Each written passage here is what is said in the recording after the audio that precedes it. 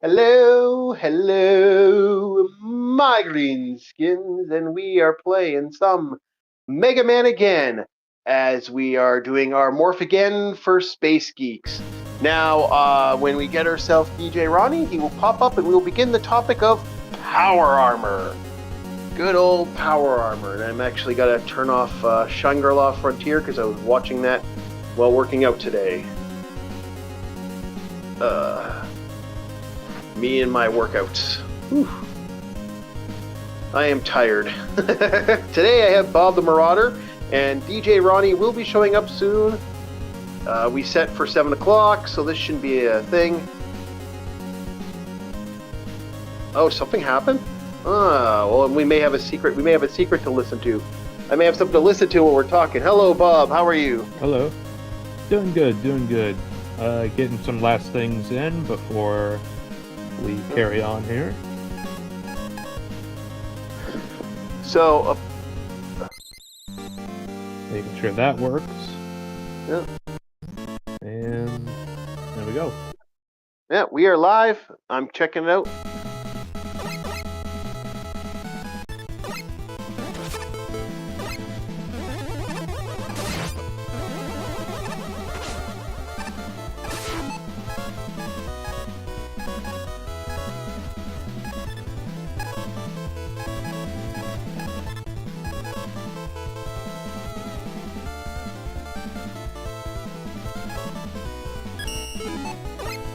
Alright. Look So, that yeah. start off with.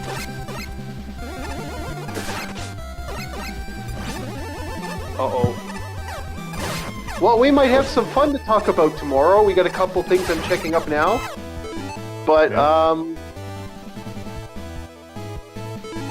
Dan Clancy might, Jeff Bezos apparently is really pissed at Dan Clancy. So we may see that fall of Twitch soon. Yeah, excuse me. Yeah, Yeah.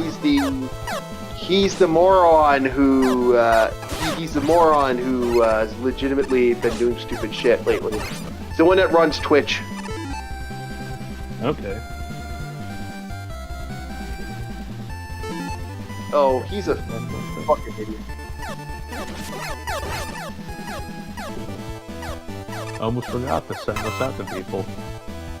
So he basically, TwitchCon, he basically realized that he's going to fucking get in trouble. He realizes that it's gone. He realizes that he's been constantly fucking up. So apparently he went to a poor brothel. I'm hearing a lot of stuff. Like this guy, this is the guy running. Remember, this is the fucking idiot. Yeah. This is the guy. Yeah. Oh yeah, that clock is fucking ticking, baby. That clock is ticking and then some, man. Holy. No, I was saying the link's not sticking. Oh, I gotta give you a bell. I'll do that right now. Hold on, Bob. Okay. 1 second, Bob. We will fix you up right now. Just want to make sure things are working before we get into like the whole big spiel, right? What can I modify? Why can't I add a modifier? Community moderation. Where are you, Bob? I should be able to take you, Bob. Yeah. Just snatch me from my collar. Add as a modifier. Managing modifier. Okay, Bob, you're now a managing modifier. Try that link again. Okay.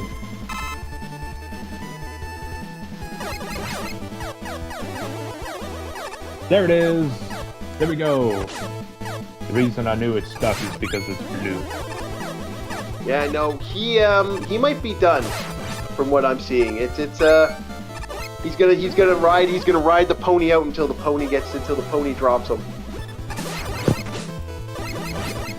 In some ways I can respect that, especially if you got like some, got some hot toddy for the fun, man. I can respect. Give me a background on this guy. Okay. I don't think I've heard his name before. He is the head of Twitch. He is the one that Yeah, he is the main contributor, the guy who runs stuff. This is him. This is the guy who's been doing it for years. He is the big babua. Oh, he's the big head honcho. So he's the one I can point out for putting the diaper furry on the front page. Gotcha. Yeah. Yeah, and he's the one that apparently he knows his time is coming. He knows he knows he's burned the bridge, and he's just waiting to see what happens. And if that's the case, So is he trying to take everything down with him? maybe that's the game plan. Try to cripple it to where it can never rise again, hopefully, before he gets away with his money bags. Yeah, hold on a sec. Something happened. BRB boys, Bob, keep the chat given for a bit. I'll be right back. Okay, I don't know how to do this job. For entertaining people, I'm not really good at this job. Bob, So can you hear me, Bob? So, yeah, I can hear you. I know someone just like call me now. Something's happening. I will find out in a sec. Give me right back. Okay, yeah, no problem. I'll do what I can. If chat has any questions, I'll do what I can to answer them. So I don't know too much about this Twitch head honcho guy.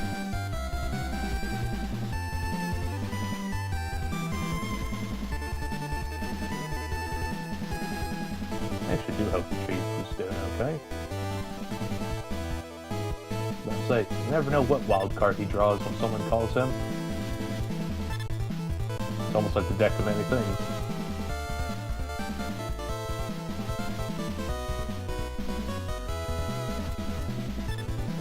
Oh, we got a third person. How you doing?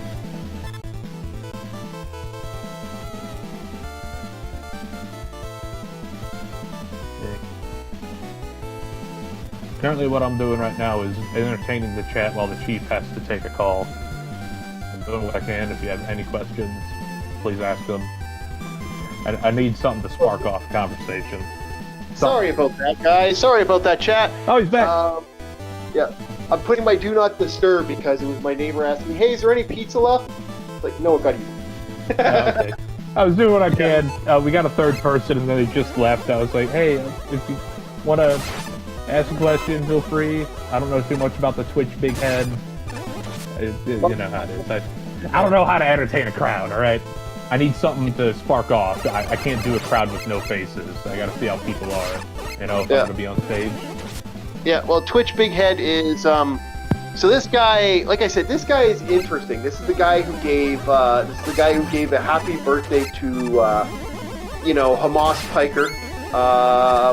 This is the guy who openly says that one of the reasons he likes Twitch is he watches the girls on live stream. You know. Explains a lot.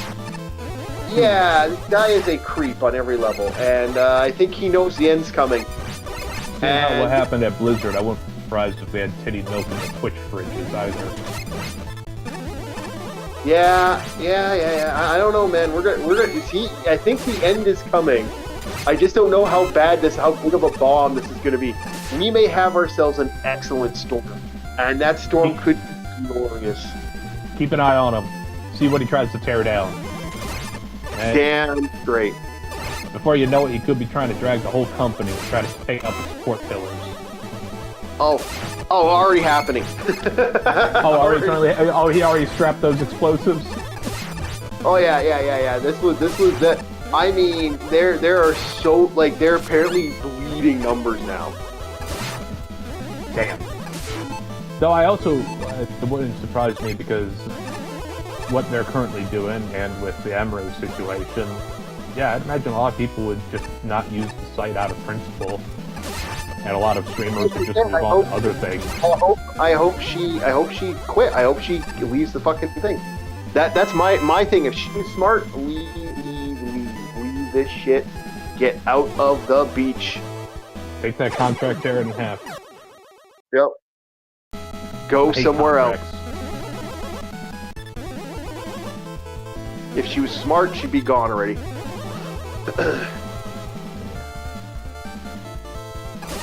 So, I will also understand the human side of it. It's like, yeah, this is definitely something you couldn't have expected. It's just thrown on you. I've been in a few situations like that where you're looking around, you don't know what to do, and you're in a daze. Yeah. Granted, it wasn't quite to the degree of, SA. I never had to go to the sapper officer, but I had things thrown at me, and I'm like, what do I do? What do I do?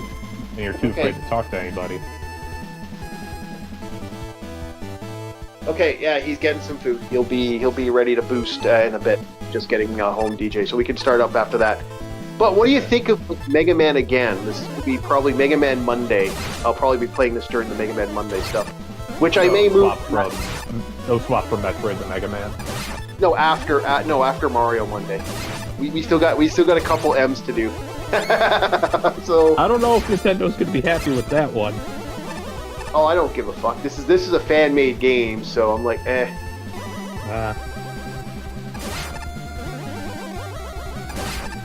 So we might, because I might switch Madhouses instead of doing Madhouse. I might do 2 off days and 2 on days. So I'm gonna be 2 days at night and 2 days during the day.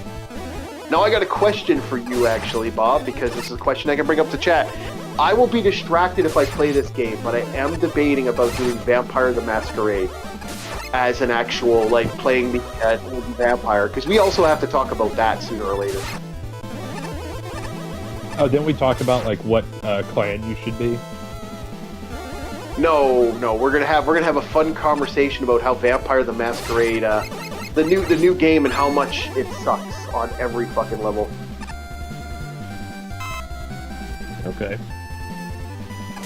Bad, Bob. So fucking bad. Like, Chief, what's that flashlight? What? Where? I dropped from one of the block enemies the eyeballs. Oh yeah, that is a not a flashlight. What that is that's a piece of armor. That's a drill bit. That's like a screwdriver, a screw. Oh, okay. Oh, you cock. Oh fuck. Oh fuck. Fuck. Ooh. Boop. Doo.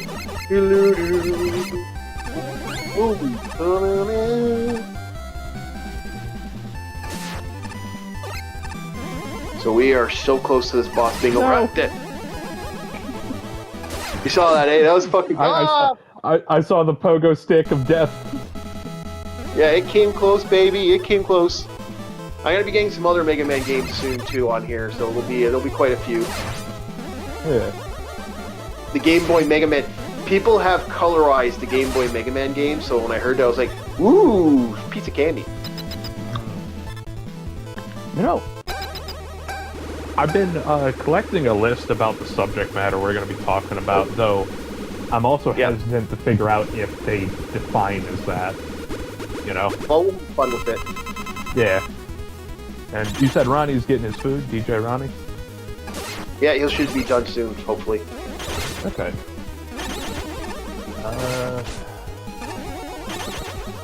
Oh, Cutman's a bastard in this one. Woo-wee! This Cutman's a prick.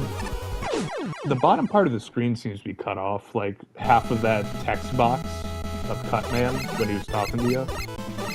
Yeah, that's because I full screened it. Okay. Yeah, I can't.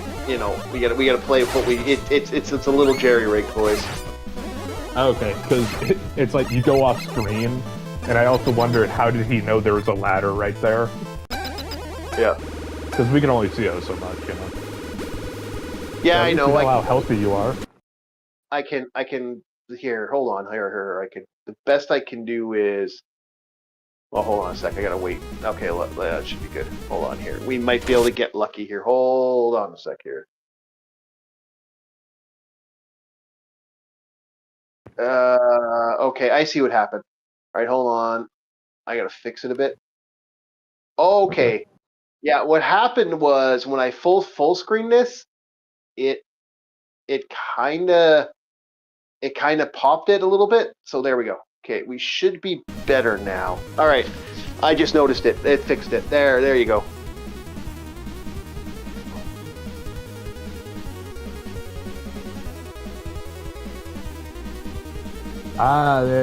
Yep.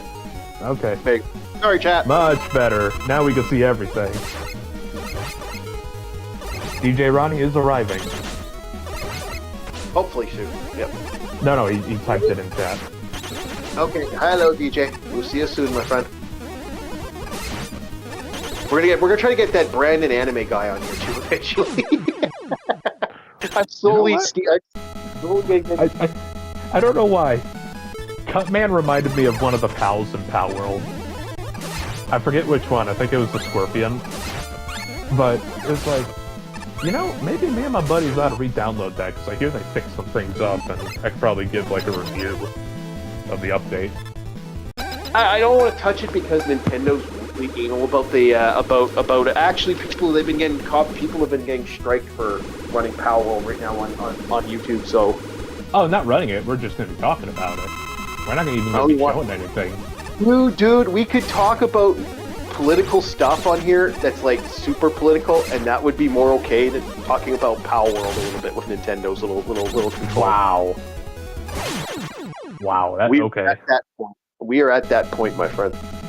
What was the quote from Adventure Time? We can rule them like gods.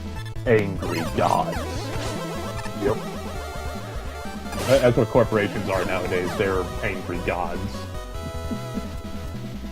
Okay, turning on the audio now, so hopefully it goes in good. Okay, we'll see you soon in the Discord, man.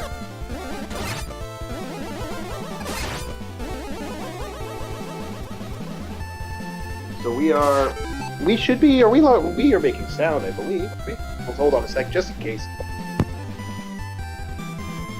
Testing. Yeah, we are. We're good. We're good. Just making sure. I was a little nervous, like, ah! Okay. I was about to do the same thing as, like, mute my microphone and then turn the live stream up. Yeah, we should be fine. Yeah, normally I just have my phone on mute right here.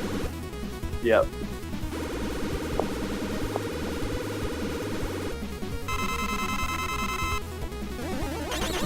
I think, just as a side little question, any music genres you go to, depending on the year and the mood? Maybe a music genre you revisit? Metal all the time, man. It's Iron Maiden, Metallica.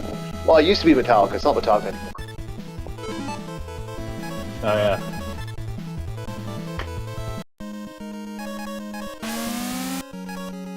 It's Metallicore. Yep. They're a corporation now, Metallicore. Yep. But I've been rekindling my love, especially in October, because of the way the weather is, with Russian post-punk artists. I get what you're saying. Yeah, I've done stuff like that. Let's get that Guts Man. Heavy Cargo Robot Guts Man.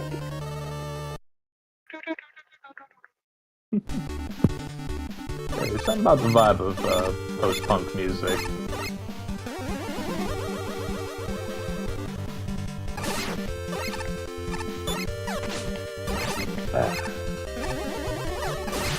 Yeah, I get what you're saying. Because normally I'm listening to liquid drum and bass while we're doing these.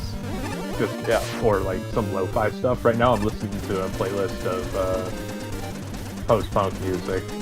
Obviously I can't read Cyrillic. I can't even speak Puerto-Rican. But it's like, I can just listen to it and it's like, yep, I know what that is. I know what this music is, you know? I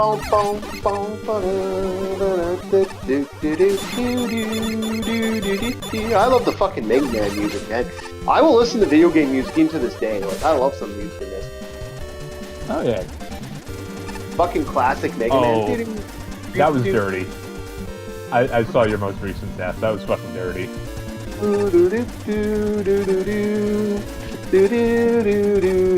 What causes the platforms to just flicker? Is that a time sequence thing?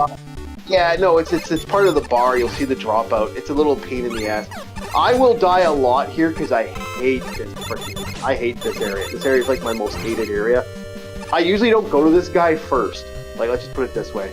Even though like he's the first one. I'm not a big one fan. I think Mega Man 3 onward is mine. Yeah, I'm not having fun here. Yeah, this is gonna be I'm gonna go some other guy, some other stage.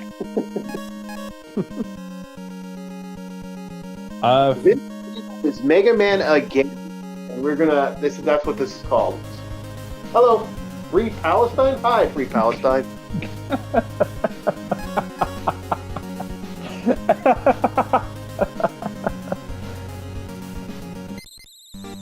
Now, the question is that a meme? I'm not gonna worry about it. You do you. Welcome to the channel. Hey, DJ. Thank you. Hey, what's up, Bob? What's up there, Dragon? What's up, Gobi? I mean, Orc. Gabi, yeah. Bobby. Yeah, but I would say we don't worry about Gabi. He's just recording. Let him do his job. He gets distracted easily. We got a guy in the chat called Free Palestine. Hello, Free Palestine.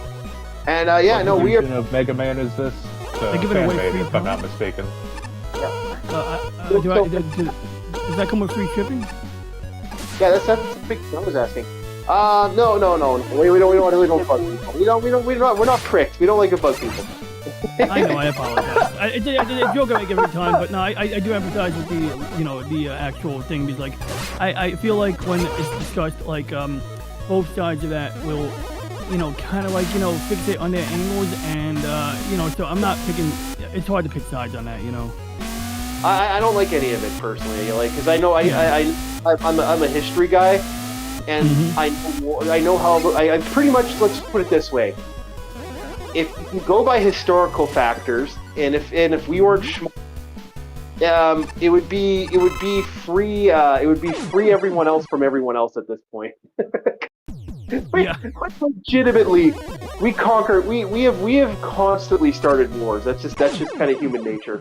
My favorite quote I've heard recently is, in short, in the past we kill people. In the future we kill people. In the present we kill people. In the future we're probably going to kill people. It's just a matter of how many. Mm-hmm. Yeah, that's kind of the way we look at it. But anyway, thank you so much for. Colonel. Literally, the plot of Metal Gear Solid said everything. Restart the war economy. Hey, our manufacturer is making money. Yeah, that's how it works, man. I don't agree with it, but that's how some people are, man. That's society in a nutshell. Well, I say, I understand somebody trying to make a profit, but if you're actively moving chess pieces to try and put yourself into the profit, it's like, okay, man, chill. Fucking chill. Well, look at if you really want a good movie that actually does a good job of talking about stuff like that, look up Lords of War with Nicolas Cage. Oh, that's God of. Was it Lords of War or God of War? No, wait. No, game. Lords of War, and there's also there's another one I actually wouldn't mind if I could get my hands on it. And it's a documentary / movie, but it's a movie about African war traders. And holy shit, it's funny because it's just watching how these guys treat each other, like the major sketch. Is that the one from the perspective of the child soldier? Yep, there's two of them. And I think he had a battle buddy who's also a kid named Stryker. Yeah, I think so. Yeah, there's a couple good movies. We watched that in school. Yeah, we watched that in school. I was like, God damn. Our like I said, the way we treat our society, man, it would fucking scare you the way we treat our humanity, man. It's really, and having had friends who have volunteered in like war areas and stuff like that as nurses and registered doctors, and having done volunteer work for over 20 years of my life, man, it's a blood. The things you see when you do a lot of volunteer work, especially with people who've gone through some shit, it's. Yeah, a lot of fucked up shit happens in our world. Yeah. And that's why, if you're from my perspective, I don't bother looking into most of this shit. Because by the end of the month, something will be solved, something will change, or they'll move on to the next thing. Well, the poor guy... Everything's predictable at this point. Yeah, that button input didn't kick in for some reason. No, like, I've met guys who just... went right off the deep end when it came to that stuff, and it's really sad. And I really hope that they find peace in themselves. But when I'm saying I'm anyway, so tonight we are talking power armors. I'm getting my ass kicked in Mega Man again. This is an amazing game, by the way. Even though I suck at it, it is an amazing game. I really do like this game. This is actually quite unique. And yeah, it's a hard jump. Some real hard jumps coming up. So we're talking power armors with DJ. So I'll basically talk about the key power armors Like, I do. Also, the great thing about this game, one more thing before we do that, is unlimited lives. It looks like I haven't had to restart since I can just keep going or exit and go to another stage. So this is mainly just me testing this before I actually try to give it an honest A effort. Yeah. So who's starting with this power armor talk? well, we'll start with DJ. Which power armor do you want to talk about? Okay. Well, it's funny. I was just thinking about the first time I saw the word powered armor, because at one point I didn't realize that was the term, and I was playing a game called Mech Assault, and you're going up against these powered armors, but they look like they're humanoid size, and that was like because they were just power armor. They were not, full-on mechs. And it was until later on, I'm stumbling into, literature like Starship Troopers, and I'm starting to understand, like, okay, what's going on here, what we missed out in the first Starship Troopers movie, what we got in the sequel is that maybe we're not as good, they were straight to DVD, but I appreciated those movies nonetheless, because at least you had the power armor doing stuff, I mean, I know they weren't great, but it's like, at least they put that on screen in some form, and I think they tried a little harder than Verhoeven to, do it in a way that was, I don't want to say faithful to the story, but, and what I liked in the book Starship Troopers was like the training regimen, and in fact I got 2 power armors, oh my god. Okay, so in literature, before I read Starship Troopers, I read a book called Forever War. Ever hear of it? Yes.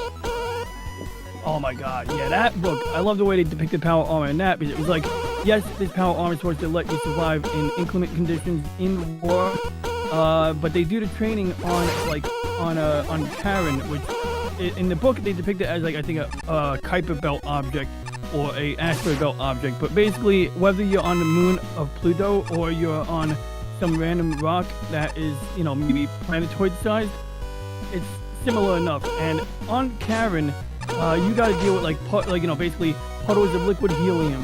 You got to deal with hydrogen ice. And so when these guys are operating power armor, the rule of thumb is like, you got power armor, but don't fall down. And like, if at one point a guy slips and he breaks the radiator fin on the back of the power armor. And that was the beginning of me understanding that in space, the real challenge isn't keeping warm, it's getting rid of that heat. And there's a part in the book where the man's power armor gets damaged and he's starting to stumble, so his commander calls him over. He's like, hey buddy, you alright? He's like, yeah, I just feel a little bit hot, man.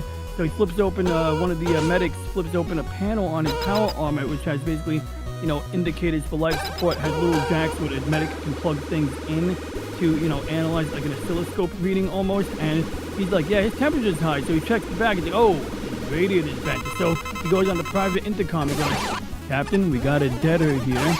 And the captain, basically says, okay, new plan. We're going to build a hut for this guy, and we're going to put him into one of the spare power armors. And we got this many minutes to get this done, so let's get to it. And that was just an interesting start to my understanding of, like, actual literary power armor.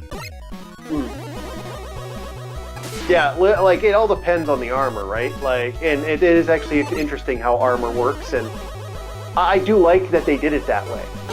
Okay. Yeah. Go ahead, Bob. What can we do to set the ground rules for power armor? No, just explain your favorite power armor and what you liked about it, and give us specs. Give us the rough specs. Okay, because one of my questions was actually going to be, do the Big Daddies in BioShock count as a form of powered armor? Yes. Okay. Why would Mark II is easily one of my favorites that you play in BioShock 2. Because it mixes that nautical side with a powered exoskeleton. Always loved that. In fact, BioShock 2, it may not be the best BioShock, but it is my favorite, purely because you're in the boots of a Big Daddy. I actually hated it because I think you should be more powerful.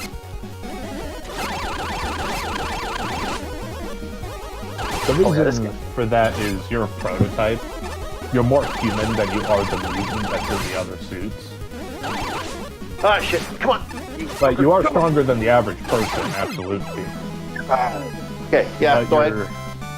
Yeah, you're stronger than the average person outright, especially the tweakers that they have all around, I forget what they call it, a rapture. But like I said, you're not to that mutant level of like super mutant that the other big daddies have.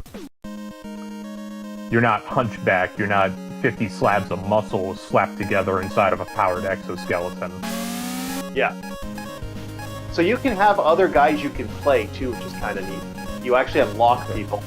So we're gonna play some Proto Man, because you know Proto Man's the best man. All right. And I had to play the song. I'm trying to think another power armor I'm doing. I wanted to ask DJ, that Battle Mech game, was that related to the BattleTech tabletop? Oh no, No, it's funny you mention that though. I did try that game out a few months ago, and that game, I'm not usually into these strategy games, but I had a fun time playing it. I was like, I had to like basically like I was next to a river, and you know I was able to deploy mechs. I was able to like do things, and like it was a turn-based strategy, I think, but the graphics were pretty nice. Okay, the reason I asked is the power armor that they have there are called elementals, and they're an interesting force. It's because in the long span of things, infantry doesn't do much. Tanks are kind of meh, unless it's a light tank. But elementals can prove a challenge to certain mechs, depending. Like, I don't think they're going to be able to take out an assault class easily, but they have like mag clamps and shit to stick onto the mech and crawl on it. Holy cow!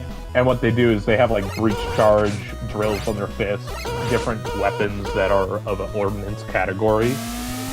And what they try to do is disable it and or just break the cockpit and kill the pilot inside as they're latched onto it. And they're also genetically modified because an elemental is head and shoulders taller than a normal human. So, And they hey, kind of hello. look like the Hulk. Like they kind of have that Hulk body type where they got the broad shoulders, absolute slab Hey, of muscle walking around. Hey, ours. You have- elementals are pretty cool. is there a power armor you want to bring up to the table? Your favorites before I go through mine and I die.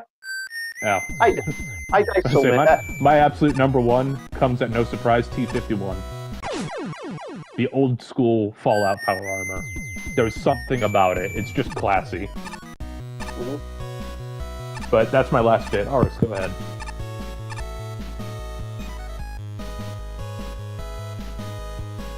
Irish, you got a power armor for us? Superman has power armor? I thought it was only Mega Man. What we're Mega talking Man- about. That's the That count? background. Oh, you said Mega Man. Samus, Does that yo, count as- real quick, does Samus's armor count as power armor, or it's just a suit? Yes. Power. It is. It is a absurd power armor. Cool. I can't. It is absurdly powerful. Well, Aris has a lot of experience with that one. Fucking. You cocksucker. Okay, so I can't get that armor. I can't get that. So Aris's first piece of Mega Man? No, Mega Man technically isn't. Even though Mega Man wears a suit, that's not power armor. It's Yeah, actually one moment. Aris was saying something. Go ahead, Aris. Jet armor, power armor, and super armor for Mega Man. What is super armor? It's the jet armor, but now it's just a rocket. It's just the arm as a rocket. Yeah. That's it. So we're gonna be Bass, Okay. so I can just cheat this. So okay, so here's the thing. Yes, he has power armor. Mega Man himself isn't power armor. X, on the other hand, yeah, I'd say you could say that. Oh, this is a little broken. Oh, I don't get the double jump. Shit, I was hoping I get the double jump. I don't get it. Okay. Any others? Aris? Well, I guess X's Gaia armor is kind of like a power armor.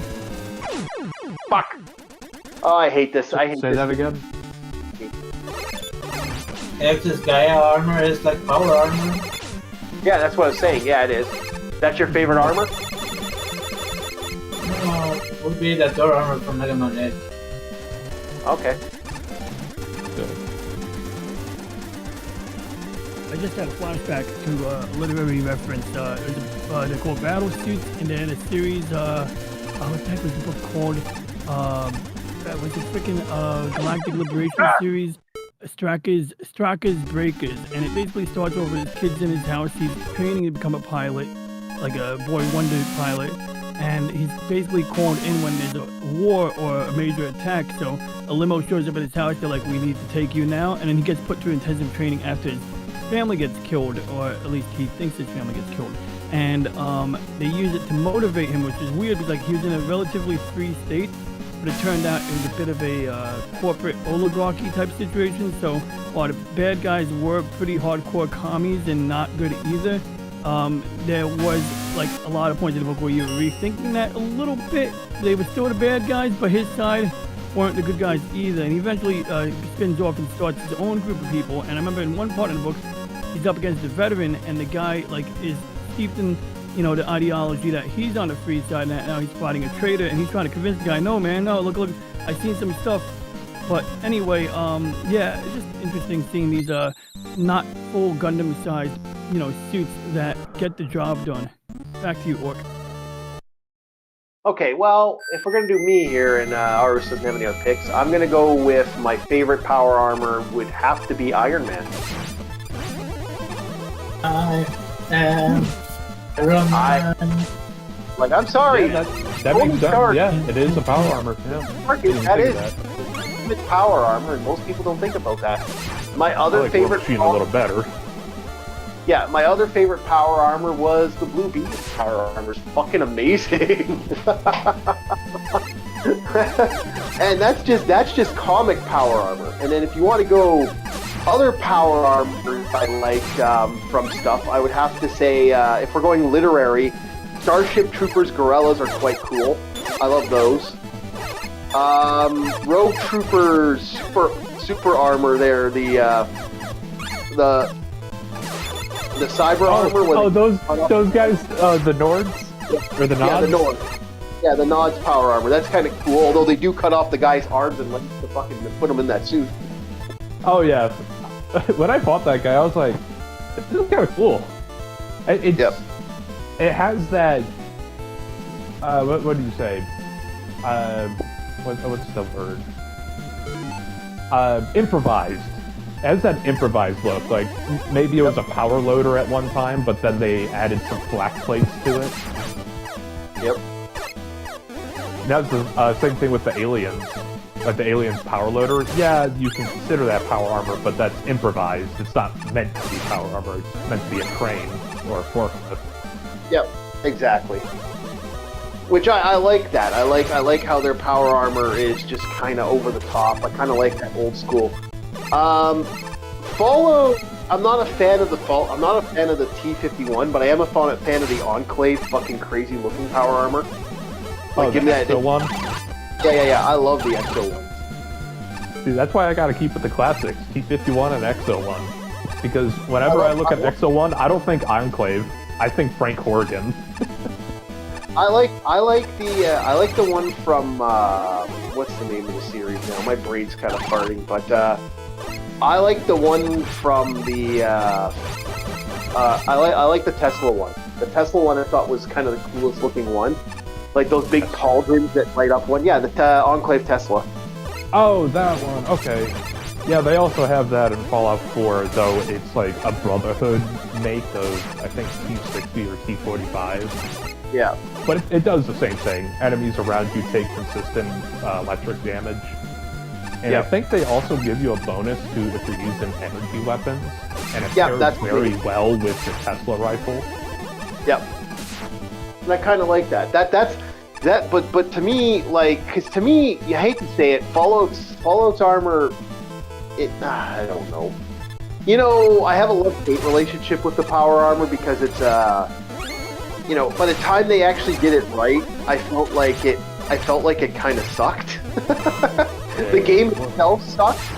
That's kind of how I felt about it. It's like, oh, it's done right, but the game sucks. It's like, I know what you're talking about, yeah. There's one that isn't power armor that I like. And it kind of, like... I'm gonna say it anyway. Anybody who's ever played, I even forget the name of the game, but the guy is called the Steel Marcher. He doesn't have a powered exoskeleton, but he does have the crane system similar to what they had in Aliens for the smart machine gun, where it's on your waist, and it's just a crane to assist with the movement of the heavy weapon.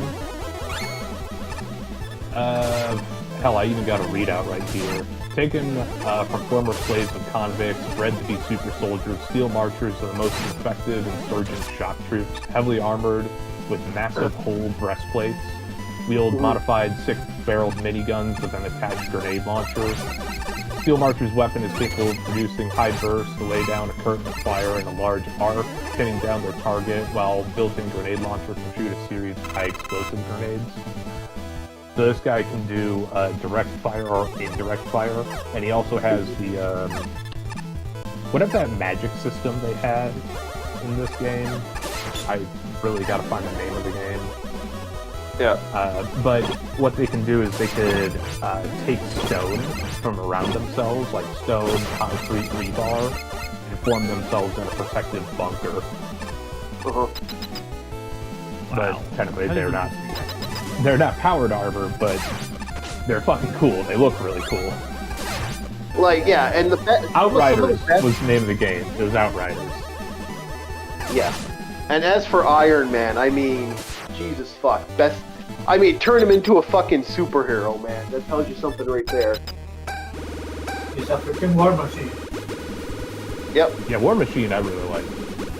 But that's because I'm American. I like firepower. I like when the Punisher stole War Machine. That was actually kind of interesting because he did more damage to the fucking supervillains than anybody else out there. And it's like when they finally got the armor back off him, it's like, yeah, I did more damage than any of you guys combined, and all it took was give me a little bit of weaponry. That's why I think the Punisher is easily one of my favorites. It's just like, yeah, I'm tired of playing this game of pussyfooting with the villains. Let's just put them in the fucking dirt.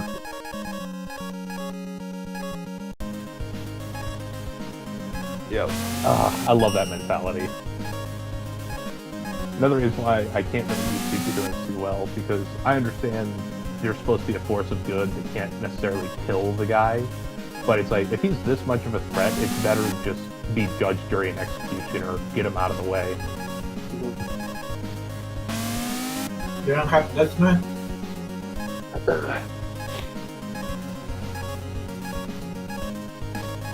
Say that again? But you don't have guts, man? Guts?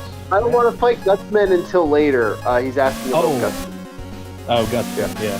He was having a hard time with the platforming, and I don't blame him. That platforming looks like, ugh. Yep.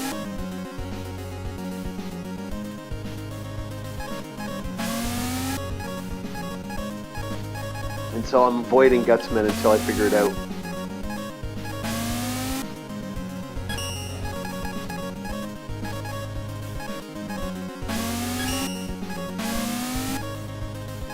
I'm also just checking to see what I can do here. I think it's Iceman's next stage. What's another power that I could think of? And we are going to be more. I do agree with you.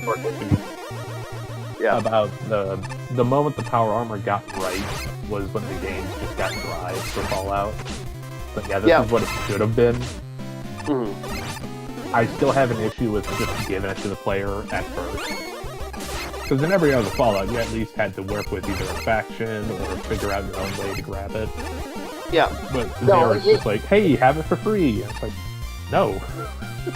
They wanted. I already know why they did that. Like my thoughts on that were that they thought to themselves, we gotta allow the player to have more say on the matter and more like it's all about catching you. That was the type of thing.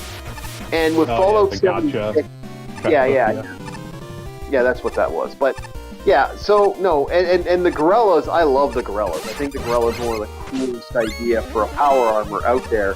Were, the most unique power armor out there is the Gorellas, and I kind of miss the fact that I feel like they took the Gorellas away from us in the Verhoeven movie.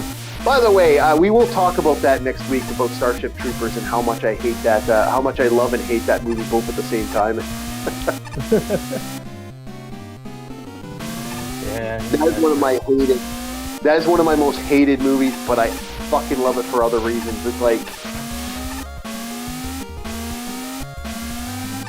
Also with Power Armor, I'm trying to stay away from the obvious. Because it's like, yeah, no shit, we could talk about Space Marines, but I choose not to.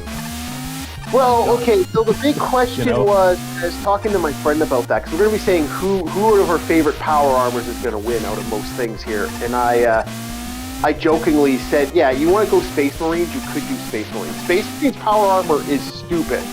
It's the reason why I hate when they lose a fight. Like, I'm one of those avid I guys hate it when who are- it's like Space Marines versus Space Marines. It doesn't Yeah. matter. Just one side automatically wins for some fucking reason. It's like, no, I don't think so. Iron Warriors are a different fucking breed. Yeah. Everyone's trying to put the army against the Marines. But the army is from a different country altogether. It's like, no, US Marines are something else. I don't think you're the Hurrah. Yeah. Or they need to speak over you. I'm just imitating what it means when they say hoorah and Damn simplify. straight. Damn Oh yeah, I'm straight. here again. I am so not used to doing this about the Magna disc yet, so I'm just kind of like, I am getting fucking owned at this. Yeah, I gotta go try something else here. Oh yeah, I'm getting my ass handed to me right now. I'm actually looking back in the old pictures I used to take. Because I take a Yeah. lot of screenshots. And it's like, what could define as a power armor here among any of these? Because the modern Starship Troopers game, that is not power armor. That's just flak plates. Okay, so I got a slow drop. Now loadout. Let's see my. When you have that right weapon.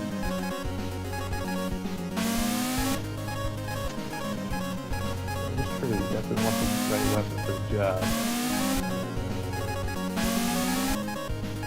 So It's that's quite surprising how many of these actually are not power armors and mechs. Mhm. Like, what's the name of this game? Never picked it up, but it looked interesting.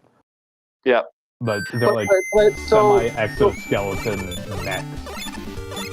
Yeah. God, I gotta find the game again. But go ahead. Exoprimal. So this Name is of the game. supposed to. Don't I have the? I bought that. How do I activate that? Is the big question. Do I just fall? This may be a technicality. Now, can power armor be powered by magic? Does it have to be a form of a power source? No, I'm following the same. What the hell? I should have a. Chief? Yeah. I 1 second. I'm wondering why the items I just bought aren't doing what I want them to do. Are they equipable or do they just come as it is? That's what I'm wondering. Maybe. But does it matter what power source the armor is powered by? No, that doesn't matter at all. Okay, But then by that you- definition, the Titans in Destiny are wearing power armor. Because to assist with the movement, they use the light. They use their effective magic to power it. Is it the only work on Mega Man? No, it works on everybody. I think I fucked up and didn't put them on. That's why it didn't work. Okay, yeah, I didn't put them on. Okay, we're good. Now let's try it. Alright. Anyway, you were saying, Bob? Okay. No, it doesn't. It all depends on how they put it on. It's how they put it on, man. It doesn't Okay. matter. Because the armor that the Titans wear in Destiny, that's not just their sheer strength doing that. They're also using the light within it to assist with movement. That's why they're able to move just as fast as everyone else. Because normally we wouldn't be able to move as fast as a Titan. But it is also implied that with each piece of armor, they have some sort of system where it allows light to flow better or worse through certain bits. Some Titans do like field modifications on their kits. Because it looks like normal flak plates, it looks like that, but in lore, in order to move, they use their magic to help them move. Where Warlocks and Hunters don't have to worry about that weight nearly as much. When you say Titans, you talking about Titanfall or 40k? No, he's Destiny. talking about Destiny, the mech suits in Destiny. It's not even a mech suit, it's the Titan armor itself. This doesn't apply to Warlocks or Hunters, because the Titan armor is like a brick of tungsten comparatively to a breastplate and a cloak or a robe with like small plates on it. Okay. So my favorite Titan armor was always the one that was more cloth over plate. All right. Kind of like those like ODST troopers. But yeah, if we're being loosey-goosey with certain definitions, if magic powers the power armor, then yes, Titans fit in that definition of power armor. Okay. Note to self: do not use the what's it called against these. Do not use my quick shot when using these certain things here. No, because I now the super shot drains your life. It's like shit. Oh, hell no. Yeah. Fuck Oh, that. another one. Risk of Rain. The loader, Okay. I think.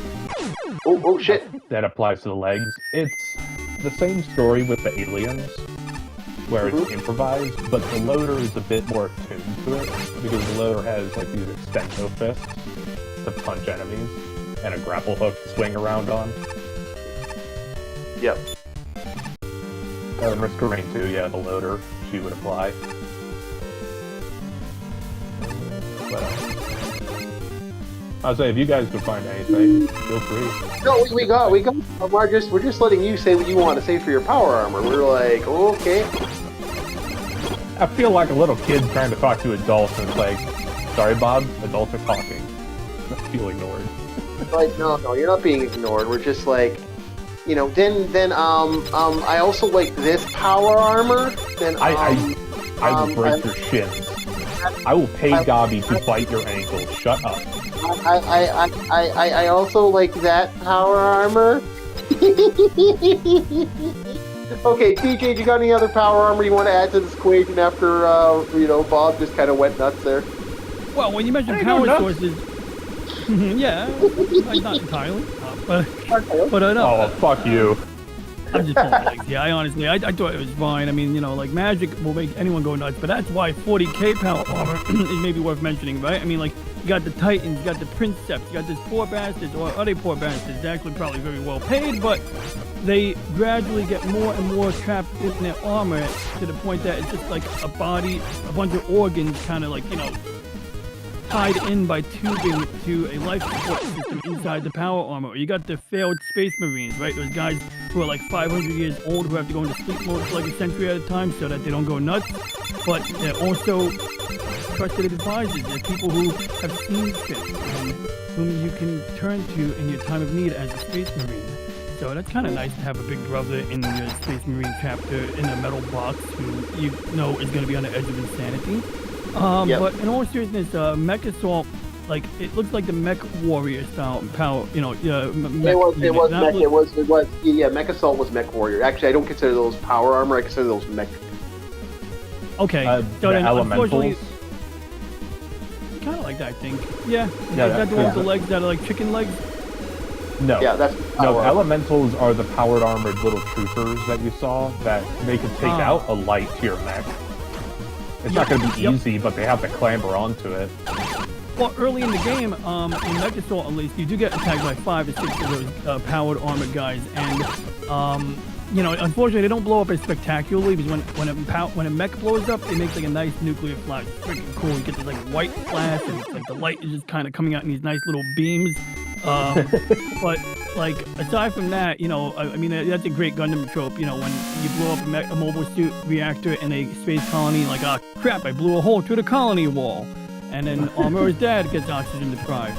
But no, other than that, like I said, the ones in Forever War are great because, like, it has inspired so much, artwork, like, what is it, Forever War Power Armor, and if you, like, do any Google search, you go to pictures, usually within the first, like, 5 pictures, you'll find somebody's creative artwork showing Mandela, Lieutenant Mandela, or he later on becomes a commander or a colonel or whatever, but they show you that every time he returns home, like, in fact, I'm looking at a picture that's colorized right now, but I'm actually looking for the picture where it shows you his armor by year. So it's like, it shows him like 2013 or 2020, then it shows him in 2050, and then it shows him in the year 2300, and so on and so forth. And with each iteration, the power armor, necessarily gets more modern and hopefully a little bit safer. Like I remember at one point, I'll give you a great example, Battlefield Triage. There's a great scene in Forever War.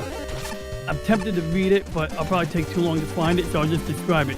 He gets onto this very Spartan-looking troop carrier to go down to the planet, and while he's in the shuttle bay, or the launch bay, he notices that the shuttle designed to pick them up later is a lot sleeker. This craft looks like basically a metal bar with some mounting points for the men and women in power armor to be mounted below. And so as they're descending through the atmosphere, as they are well within the atmosphere, this thing has like a couple of these megawatt laser beams or whatever, kilowatt laser, I don't know how many watts. And it's like rapidly firing and aiming, and it's like you can't see anything except for the flash from the laser periodically. So as he's landing, the thing is maneuvering. The design is to kind of swerve and maneuver and shoot things. And the crazy part is the reason it looks like shit is because it's not designed for reuse. It's actually designed that assuming you get a successful, drop off, this thing will then go and fly around and harass the enemy while you're doing your thing. Now in this case, that does not happen. His thing flips over, he just remembers one flash after another. Next thing he knows, his leg hurts. Then he hears the machine do triage. And this is the cool part. It has these like irises, sort of like this iris in a Stargate. It goes snip, snip, cuts off leg, cuts off an arm, seals it up, cauterizes it. So now like the power armor itself is designed to perform the amputation on the spot. Later on, after the battle, he gets picked up. And of course, they go through the regrowing procedure. But I just love the triage that was described in that particular scene. And this was Starship Troopers? This is Forever War, but it could be argued that the power armor in Forever War was somewhat inspired by Starship Troopers. I never really confirmed that or looked into it, but I would not be surprised. They do have a life suit, and they do have ways of bringing you back. The suit will keep you alive to a point. Yep. That's an interesting power. Yep. Starship Troopers had some of the most coolest power armor, and it was one of the creators of the genre power armor. I think my favorite scene was it was from the 3D animation Starship Troopers, and somebody said a quip that the team lead liked so much is like, "Hey, if we get it out of here, I'll get that tattooed on my ass."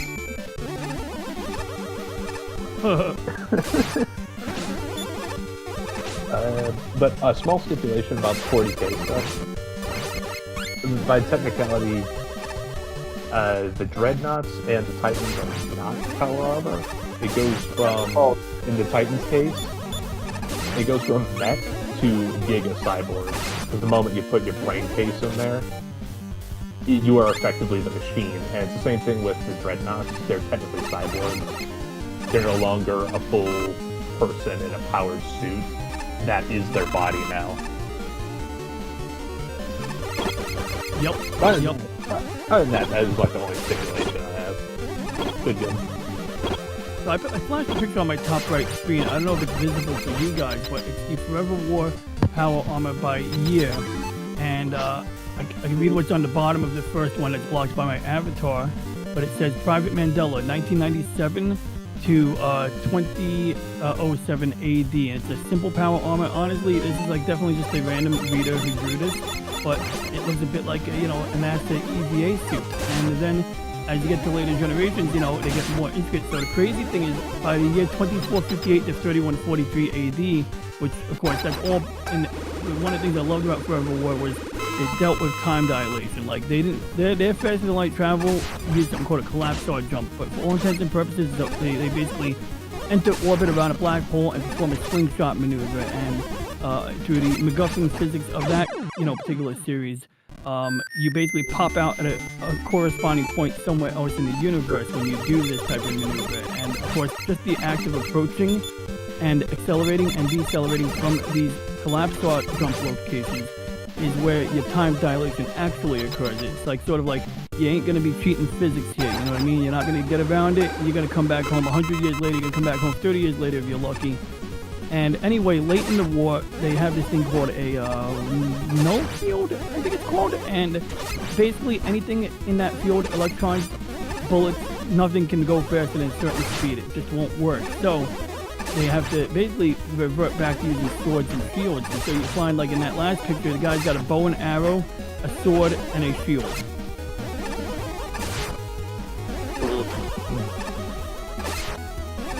Apparently you guys got me. I thought we thought about Starship Troopers today, but when we mentioned this, I'm like, holy cow. But yeah, no, I didn't mean to jump. I know you jumped over to Destiny. And no, we were doing power armor today just because Bob wanted to do power. You literally was like, you both were fighting. Oh, I want Starship Troopers power armor.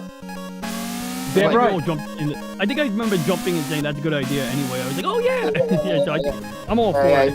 It's like power armor. I'm like, okay. Yeah, right. Yeah, right. Because there's a lot of different subjects. I mean, hell, we can even talk about the Bubblegum Crisis armor. Yep, that's Starship Troopers will have its dedicated episode because that is a lot of stuff to talk about in detail. Yeah, I didn't have time to review it, so it gives me time. I'm actually kind of glad we're not doing that today. Yeah. Like I remember it, and I have like I actually made a list of Mr. Dubois' moral philosophy class quotes because like. Now it's some of the more powerful stuff in the book. Don't worry, I'm not going to shuffle into that topic for long. I just want to share, like, yeah, I can't wait when we do that. Yeah, like, I'm going to be heavy on moral philosophy because I think that's some of the more powerful stuff in the book. Yeah, that was literally what it was. It was like Bob was just like, this is like the second time we've talked about power armor, actually. And I don't mind talking about it. Like I said, this gives me a chance to talk about, one of my... because power armor, that gets to talk about superheroes at that point, like Iron Man, Doctor Doom. I mean, Doctor Doom's power armor is so fucking stupidly broken. That power suit of his is such a hysterical thing. I love it and hate it at the same time. It is one of my favorite suits of armor of all time because it's just so retarded. I mean, the goddamn thing has something for the true... Not only is it magically powered, that's not a lie, it's actually... The armor is magically powered. Okay. It also has, like, fucking goddamn fucking the power of, like, parts of the true cross in it so he can take out Dracula with it. Like this the true cross, the wood from the crucifix itself? Yes! Yes, he does have that in his armor. That is actually how powerful. Yeah. Hell, that reminds me of what's that tabletop game where it's like the demons are invading? It's like World War I tech. Oh, that retarded one that had nothing to do with anything and went really stupid. And everyone hated it after. Yeah, that one. I was like, I don't remember at first, but one of the coolest units was it the Tank Hunters? Because they used nails from the Crucifixion of Saints as the projectiles for the anti-tank gun. It was like, okay, that's pretty fucking metal. Yeah, until you found out that the franchise was absolutely retarded. Yeah, and it's like, oh, humanity's on the back foot, even though the incursion of demons is so astronomically small. It's like, I see what you think humanity is. Yep. But either way, Dr. Doom. Yeah, no, he's a retarded supervillain in the levels of spectrum of supervillains. If you want to talk about a guy who has way too much power, Dr. Doom. The man is just stupid how much power his suit. And again, that's not including his army of Doom bots, which all have fucking super powered armor very similar to his. And his repulsor rays. He has magic. He has a suit of armor designed to repel, not only repel stuff from different people. He also has armor to protect against other people, like other magic users and stuff. Like it's the most stupidest power armor you'll ever find in game history, and and like any type of history. So Which he makes also it has like protection from the sorcerers, like Doctor Strange. Yep. Actually, he was Sorcerer Supreme for a bit.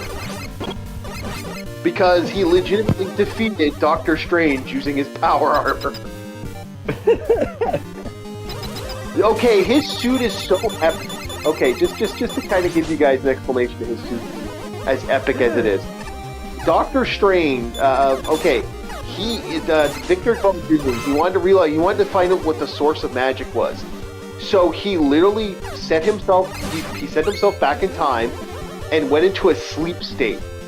And his suit of armor outlasted a millennia. No maintenance.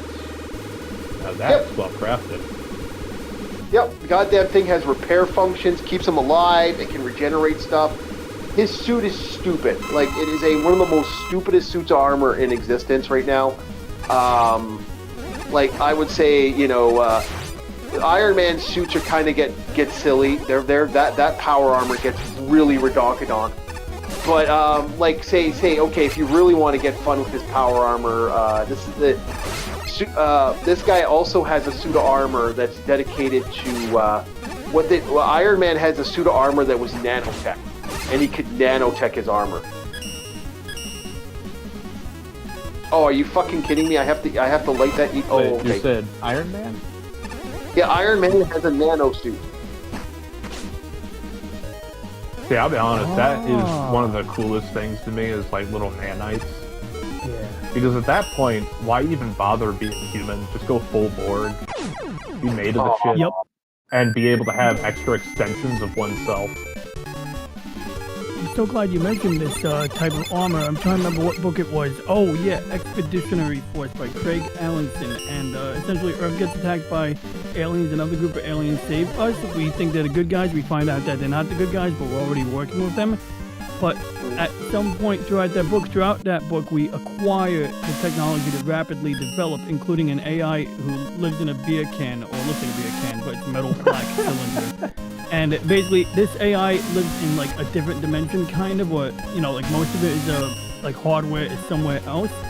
But this canister can change size, like so. If you make it smaller, if you make himself smaller, Skippy, that's the name of the can. He was named Skippy, like a peanut butter jar. Skippy the Magnificent can be shrunken down to a lipstick size, but then he gets really hot when you do that, so you can't do that for long. But it has a lot of capabilities, and it basically helps the main character escape from prison and steal a ship, hack things, and acquire the technology to get humanity onto a more even footing with the rest of the, with the rest of the galactic order. Because there's a situation where you have patron species and client species. So essentially, you have to fight wars with the ones that are more on your level, and the higher level ones don't generally fight each other. They tend to have these proxy wars because that would just shift the balance too much. And of course, humanity goes up like, no fucks given. We'll acquire the better technology. We'll go right up against the top dogs when we get the ability, or whoever we can fight.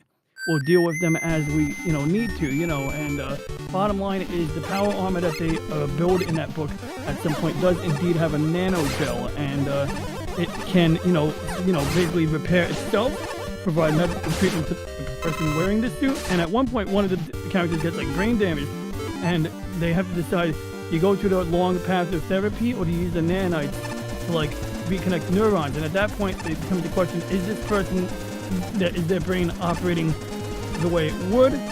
Are they the same person anymore? So they decide to get off the nanites or get weaned off the nanites. But now it's a longer road of therapy to get through that process. But it was just an interesting way of dealing with the quandary there.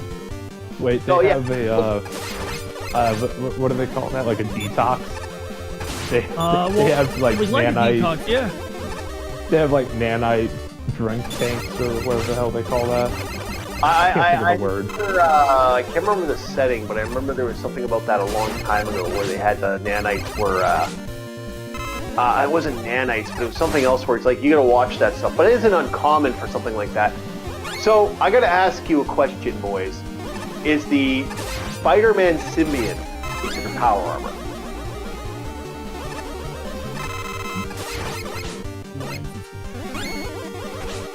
Bob? Did I break Bob's brain?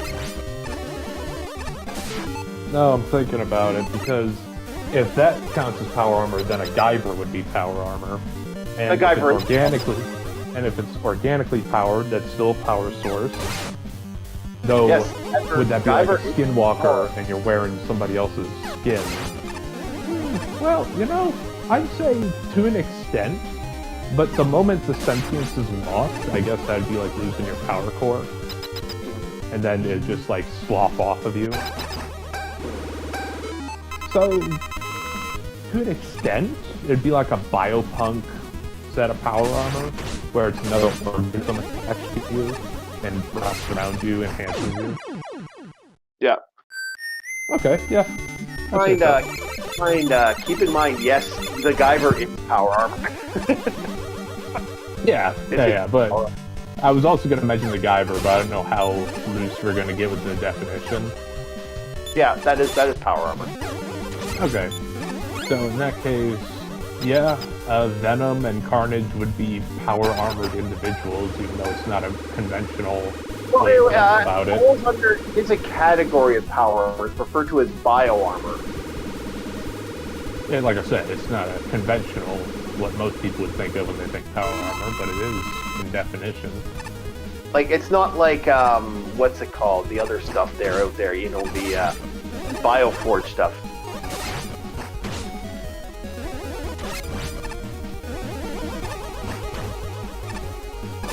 Now, with power armor, it has to be an extension of the individual, and they have to actively move for the armor to move, right? No. It has to be something that is powerful and that suits your body. Anything can be technically power armor, guys. Well, then we're starting to delve into mech territory. No, as long as it is not, as long as it is not something that you need to fully function as an automatic control. Yeah, I had this cocksucker. Okay. Honestly, by that definition, that means the burning hand Gundam is a suit of power armor because it's based off of your movements. Some people would consider that. No, if it's some huge over the top thing, it's no longer considered armor. It's considered it's considered an exosuit. Like what's something? It's the size of the item that legitimately causes that problem. Okay, yeah, that's why the exosuits and Helldivers, they're mechs, they're not power armor. Yeah, but it's like Titanfall. We can't technically say the Titanfall thing because Titanfall is not, or Hell, that one is a can of worms because that's a robot that can be under different control, but it's just a robot with a chest cavity. Fuck. For Titanfall Titans. Yeah. Which I fucking love that because I think that is the most practical mech you can have. If we ever get tech like that, Titanfall is probably the closest we'll have to frontline mechs. Actually, there's an anime series out there where the engineer there's a guy who actually was an engineer, and he engineered how you would make power armor, man. They look like clunky things. They have, instead of walking legs, they do have walkers, but they have treads that launch down, and it's basically a low-handing tread that they use to move around and shit. And that's how they actually got it. Yeah, because it's harder to make legs. Yeah. This reminds me of a real-world case where scientists wanted to, I guess you'd say, be an arms dealer, kind of like Lockheed Martin or some shit. And they're trying to figure out how to make a walking tank, and they did it by studying a moose. Because the believed theory was walking legs would be better through a swamp than tracks that can get caught on many things and gunk up the tracks themselves. They figured out the moose just avoids the swamp altogether. So the walking tank just never became a thing because it's like, why would you bother? If the moose isn't going to take the track that you think it will, you're just going to have to move around it. In that case, just keep what you have. Like tank. Yeah. No, it was actually kind of cool because what they figured out was... Oh, thank Lord, that's over. they figured out that the suit had its own different tricks and stuff, and it was actually interesting how it happened. They could actually do quite a few things with the suit, and it became very powerful after a while. It was kind of cheap if you think about how they had it, though.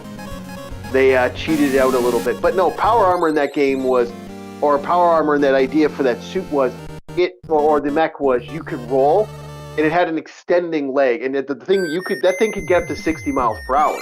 It had all different shots, and that's kind of what made it really broken. You could get really stupid with some of the gear that legitimately could carry. Was it shaped somewhat humanoid, or was it just like a ball? No, it was shaped like it almost looked very similar to how Metal Gear looks like from the Metal Gear franchise. Okay, so the tracked one. Yeah. No. I'm talking about like Metal Gear, like the big fat body, like the original Metal Gear. I would have to look that up. I don't remember that one. Oh yeah, I remember the one that looked like birds.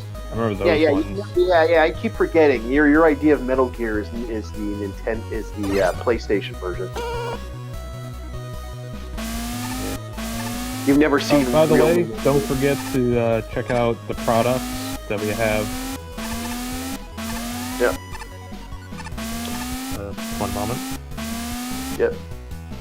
Dreamhouse Hippo. Link is in the chat. That is not our products. That is someone else's. That's people working on the stuff.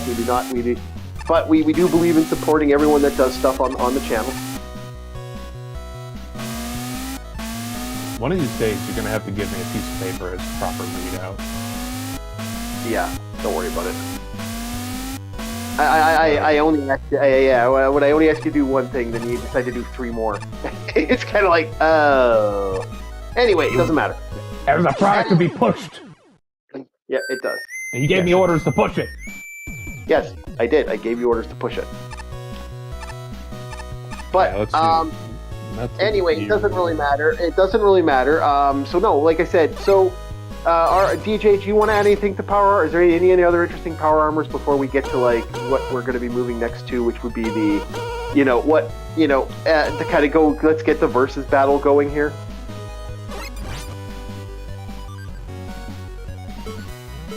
Are you with us, DJ? Are you muted on us?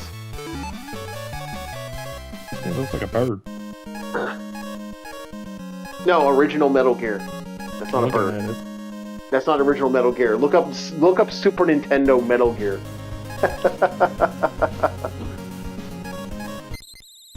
This one. Hello. DJ went muted.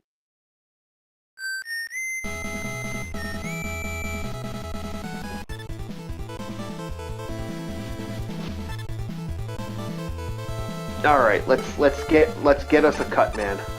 Looks like a bird. No, it doesn't.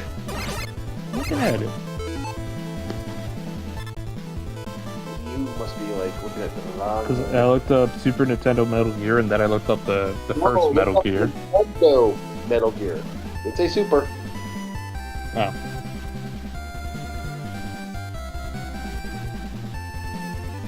Hold on.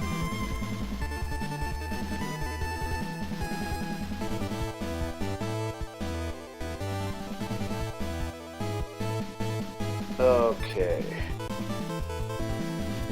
See if I can get it that actually shows the Metal Gear.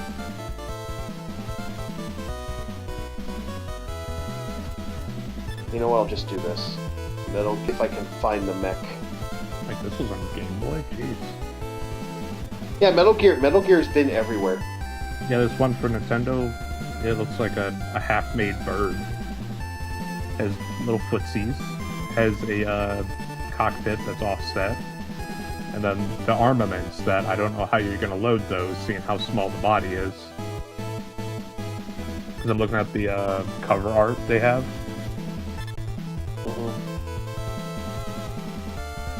No, that's the Birdo one. That's the Birdo one. That's the Birdo one. That's not Metal Gear 1. That's not Metal Gear 1. That's not Metal Gear 1. That's Metal Gear 2. That's Metal Gear 2. That's Metal Gear 3. That's Metal Gear 2. That's Metal Gear 3. God fucking damn you, goddamn motherfucker, blah, blah, blah. Okay. That's Rex. That's Metal Gear Rex. Metal Gear... MXV. Let's try MX...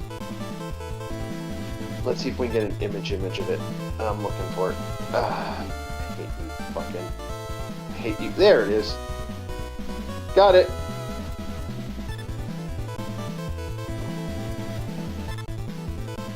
This is the Metal Gear I'm talking about.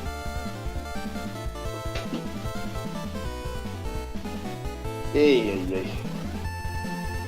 I hate history. I'll go Metal Gear version 1. It's like, what's Metal Gear? What?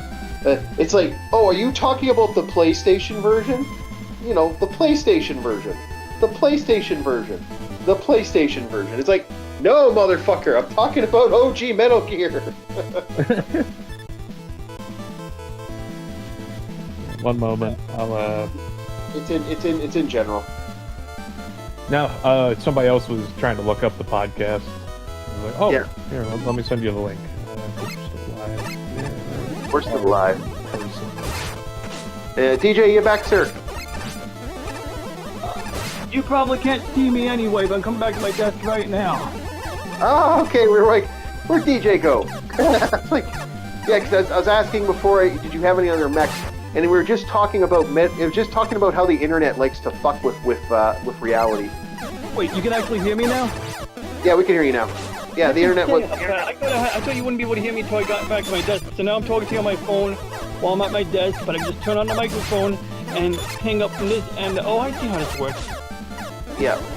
Yeah. So, we just lost somebody. Hello. DJ popped in, popped out. You hear my beautiful voice serenading you guys, can't you? Yeah. Oh, yeah. So we were talking about Metal Gear, and then we were talking about how the internet likes to fuck with reality. Because they're erasing the OG Metal Gear.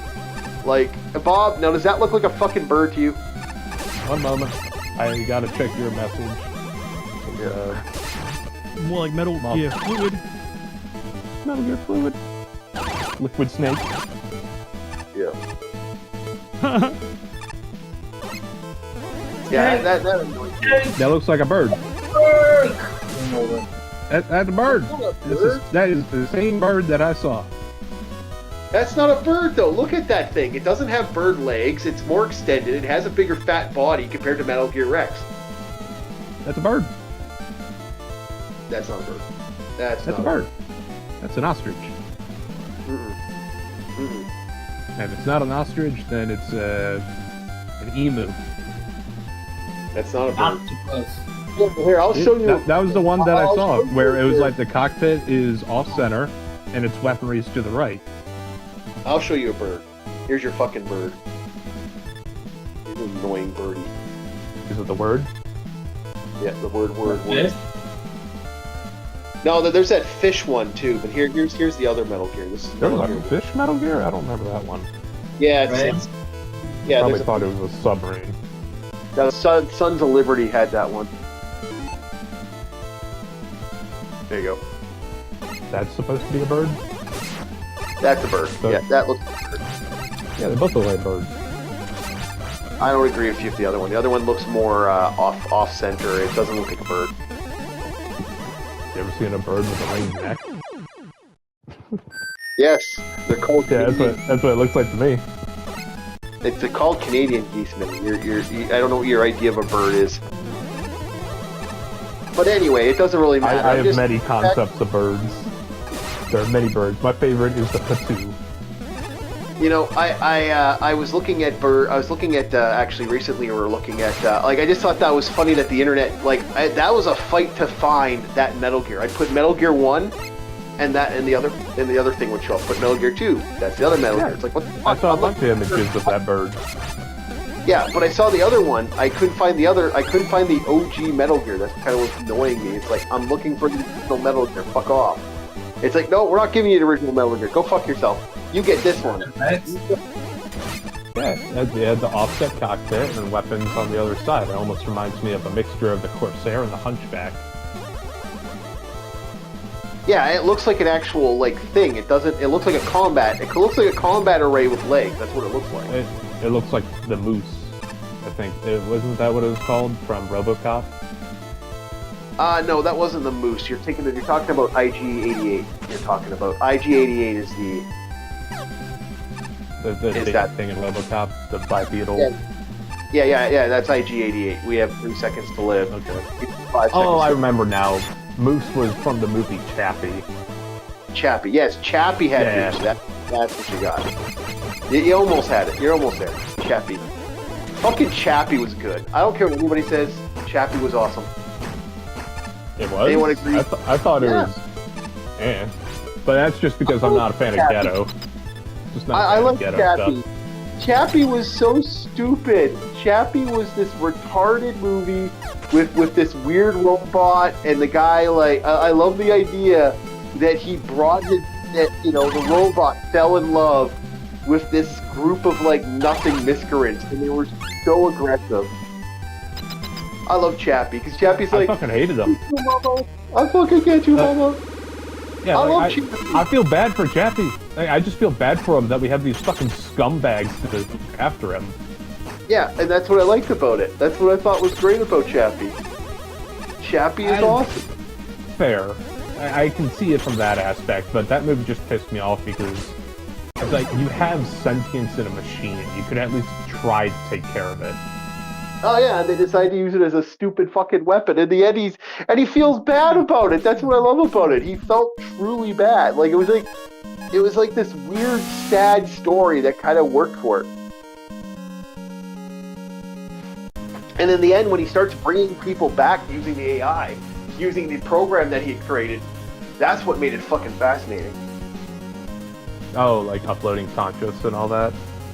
Yeah, because it's like, did he bring those people back, or were those people... Or that's just a program that's been put into the machine, man. That shit was so fascinating in my mind, because that was a creation of something that I don't think anyone expected to see. Like, Chappie was fascinating on that end, and I thought that was kind of cool that they created this weird pseudo story. Don't get me wrong, the frames, like the robot Yeah. frames that Chappie is, those were cool. Yeah. I like those things. Like, I would say, if okay, for those who don't, those who probably won't ever look at Chappie or not care, it is a stupid movie, but it has interesting ideas. That's pretty much it. If you're watching for the ideas, I don't know. Yeah. Ronnie, Yeah, did you watch I Chappie? could agree. Never. Never? It's good. It's stupid, but it's good. Like, I would suggest it if you ever get a chance. It looks good. Like the CG they have, Chappie. Chappie. Chappie. Yeah. It's about a robot. It's about a bunch of gangsters steal a robot that was considered defunctional, and by fucking with it, they accidentally give it sanctions, and it becomes intelligent. And it's like these ghetto guys, like they're fucking ghettos. That's what they legitimately are, just ghetto guys. Like these true ghetto idiots all of a sudden get a robot. And the idea of a robot being treated by these scumbag of human beings, because they are scum. Like they're not. And that's what I hated about the movie. It's like, I know it's a robot, but it's like the robot has the intelligence of a kid. Imagine doing this to a kid. And then that's kind of that gang mentality, man. Like, fuck, that isn't like shit like that is common, man. That's why these guys you'll see these guys, they'll get in trouble for shit with the cops. They'll do something really stupid. You know they did something really stupid. And they'll fucking, all of a sudden, they'll start resisting arrest. And the cops are like, hey, asshole, stop resisting. Oh, you fucking hit me, man. You fucking hit me. It's like, buddy, you're resisting. Stop resisting. Oh, you hit my hip. You hit my hip. And it's like, buddy, you were resisting. If you weren't, You gotta love how they'll cry when they're caught. Meanwhile, the Yeah, stuff they do in the background is far more heinous. My ribs, man, my ribs, my ribs. It's like, buddy, you fucking were resisting. They Hey, be fucking fortunate we're not sending Judge Dredd. All right. You should be thankful we're not having to deal with that. Yeah, but it's like that mentality of they don't care. It's like they're gonna fight that little battle, even though the battle's over. Like we had this one guy I was watching not too long ago. He got arrested. He got fucked for jail. He ended up he's not getting released, and he just kept screaming, "My ribs, my back!" It's like, buddy, you were fucking resisting arrest. If you just didn't do that, you probably could have come back a couple months later for probation and been out of the hole. But now he's going in the hole even longer. And it took 9 officers to take this guy down. And I'm thinking to myself, and he constant, and he has even more charges. It's like people like that, man. And you don't think they did it? You don't think they fucked their kids up in that way, man? Oh, yeah. Absolutely. Which is why that the movie Chappie pissed me off. It's like, please, I want this robot to be put in it with a different family. Please. Yeah. Yeah, because they bad for it the whole damn time. Yeah, you feel so bad for the guys, and it's like in the end, it did take, and that's what I kind of like about that story. It took the robot to wake up the fucking scumbag in the end. That's kind of what I liked about that. It took him kind of waking up and going, oh, I'm a piece of shit, and that's when he stopped being a piece of shit. And I kind of like that he stopped being a piece of shit afterwards. Also, those actors, the male and the female, they're rappers out of South Africa. Yep, I heard about that, yeah. Yeah, they're legit people. And I think the movie even takes place in South Africa. You know what? That's why the moose was on the sale, because these bots are effective police units. Yeah. And the Canadian guy who was trying to sell the idea of the moose was trying to get into like an arms dealer business and all that stuff. Yeah. Or, contracts. Yeah. On the official side. I thought it was a good. It's better than people think. Like it's actually a decent series, a decent little movie. It's not great, and I still think it's garbage in most ways, but it has some good ideas. But it does have some interesting ideas, and I did like the idea of the machine teaching people in the smarten up and stuff. And that is kind of intelligence when you got a machine that actually pulls it off. And I had fun with it. I would honestly say if you ever want to have a good time and enjoy an interesting movie about AI and artificial intelligence and stuff, that's definitely the one to look into. But yeah, Chappie's pretty good. But anyway, so DJ, do you have any other robots? Or are you good with the AI? Are you good with the? You good with that? Or do you want to talk about RoboCop as because that's technically Power Armor, or is that an android? We're gonna get into the next Cyborg. Cyborg is fair, and I guess real quick, it just jogged my memory first because now, that we're on this topic, I've definitely spoke a lot about the Forever War. And, I touched on a little bit of the literary references like Straka's Breakers, and let's see here. We mentioned Expeditionary Force, which is a great honorable mention. Because as that book goes on, that's supposed to end the series. Like the series is supposed to end on book 10 or something like that. And then the guy and his wife are talking, and he's like, you know what? I'm gonna make like 3 more books, one every year at the end of the year. So it's like, hell yeah! I think we should have another one coming out soon. But yeah, and I see what they do. They keep acquiring technology. At one point, we get into a war of the Max Stalks. They're basically cats.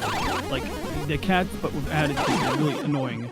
And they have this, weird, superiority complex thing going on. And, in that story, you got, aliens that look like the generic Greys. And they have lesser technology than the Max Stalks. They're like the client species. They're the first ones we steal technology from. And then by the time we get to the Max Stalks, they take Jupiter's atmosphere, they use it to block out our atmosphere. It creates a bunch of trouble on Earth because you can imagine now we're starting to almost fight ourselves because it's like, oh my god, we can't grow crops over here. It's starting to snow in the summer and all of this. And basically, how did that end? We basically get them by the balls and we tell them, okay, you're gonna now give us half your fleet and you're gonna get the fuck out of here. And that's basically how we just get like a big jump on our technology is by acquiring half of their fleet. And these guys, they possess a ton of like implants in their bodies, but the power armor technology that we got from them, I don't know if I've ever seen a picture of it, but it's pretty well developed. But yeah, I don't think I really have any other power armors. I'm just trying to think if anything came to mind in the back of my brain, but as you said, RoboCop is a cyborg, but I can see. Question is this: do you guys know of any power armor scenarios where somebody has intentionally gotten? In fact, I think I've read a story like this where you had to get.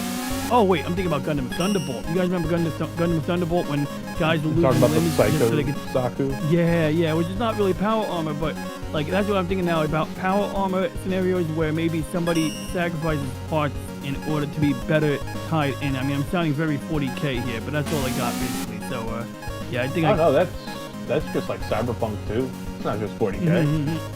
Oh, And at that point with the Psycho Zaku, that would be like a Giga Cyborg at that point because there's still an organic brain case directly plugged into all the mechanical bits.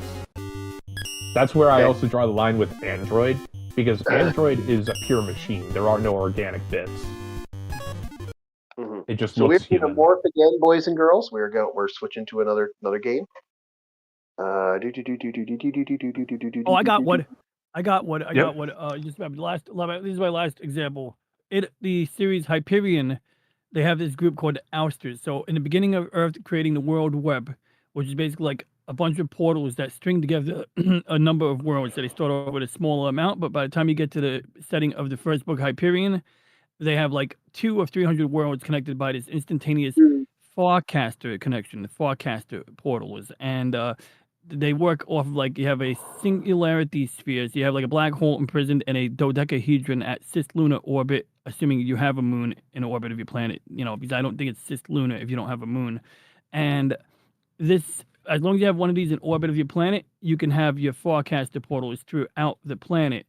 And the military in this book, the human hegemony's military, they have ships that can deploy, the portals as well. I think they even carry their own. They might even carry their own singularity sphere to support nearby Farcaster connections. So you can show up in a system and begin running your military campaign. Because the idea is that you don't have enough ships to cover every planet, but as long as you have this instantaneous connection between your worlds, you can always bring enough force, the prescribed amount of force, to any given planet where it's needed most. And then, so essentially, that's how, it sounds pretty terrifying until what's even more terrifying is if for any reason you lose that instantaneous connection between your worlds, then suddenly this becomes very untenable.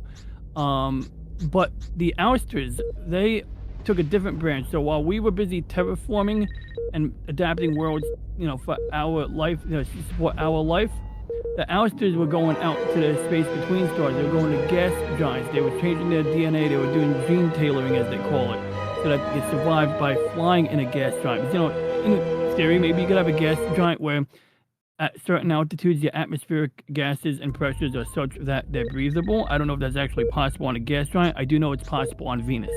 Like on Venus, you can literally float in, you can literally use oxygen as your lighter than air gas because the atmosphere has carbon dioxide and sulfur and all of that.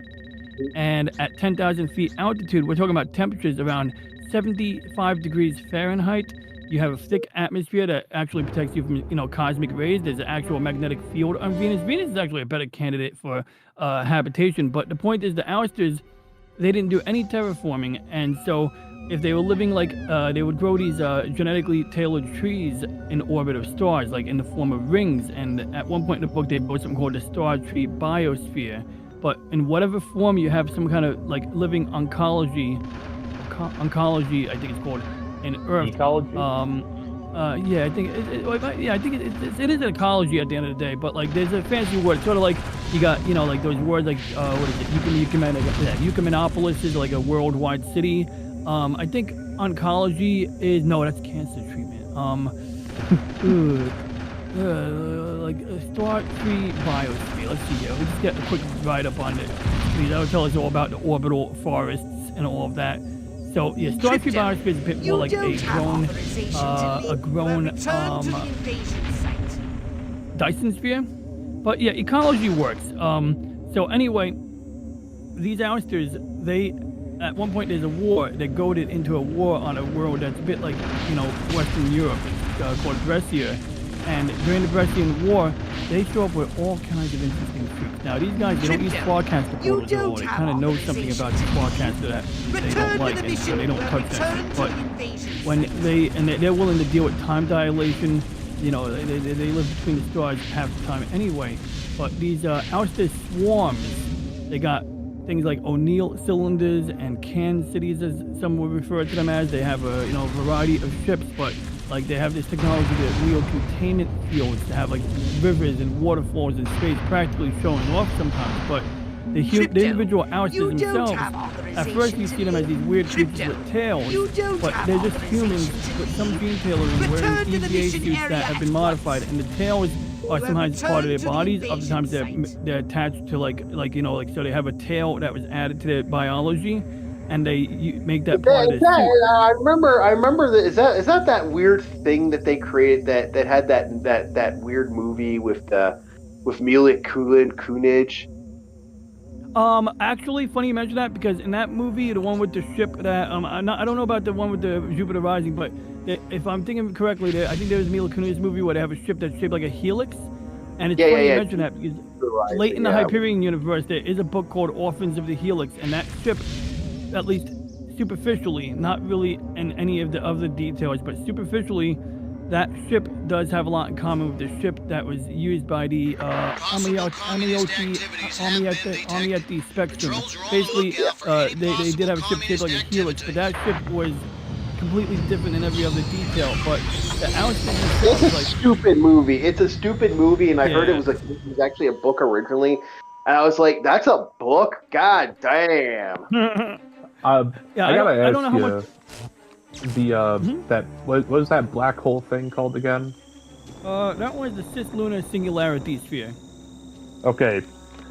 Does it ever go over how long must go into training to be a technician on that? Oh, well, funny you mention that, because in one part of the Hyperion book, and although I do want to shift back to the power armor, because I do have a little bit more about the Ousters, and I promise it's the last power armor type I'll mention, but the Ousters have such variety in their power armor, they're worth mentioning. But interestingly, there's a short story called Remembering Siri, and it's the last story that becomes part of the actual overall, anthology of stories in the first Hyperion book. So there's a planet called Maui Covenant. It's a bit like Hawaii. And these people are a bunch of eco-nerds who decide to bring the dolphins over to the planet Maui Covenant before the Earth gets eaten up by a black hole, because, that's okay. That's another part.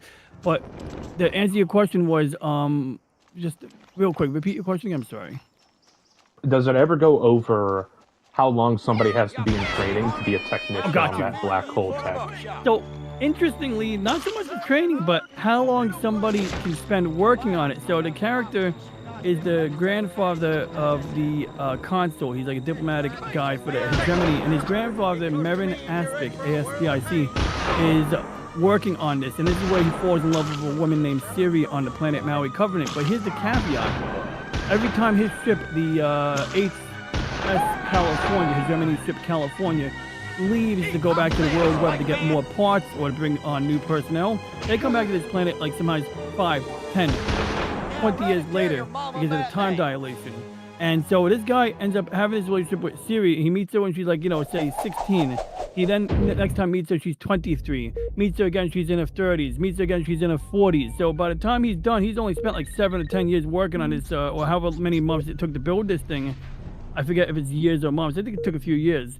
But he basically has been part of his woman's life throughout decades of her aging while he remains in his 20s.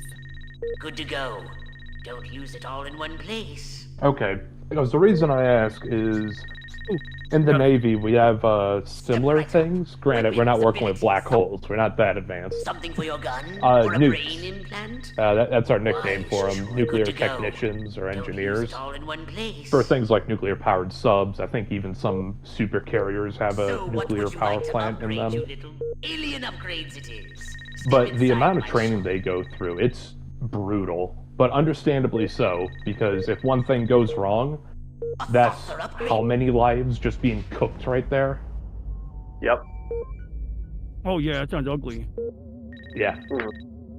So that's why I had to ask, because nuke training's pretty brutal. I just wanted to know how brutal is it in that book franchise. Yeah, so Because black it's not- the holes, training I'd is argue, still- are far more dangerous than, Yes.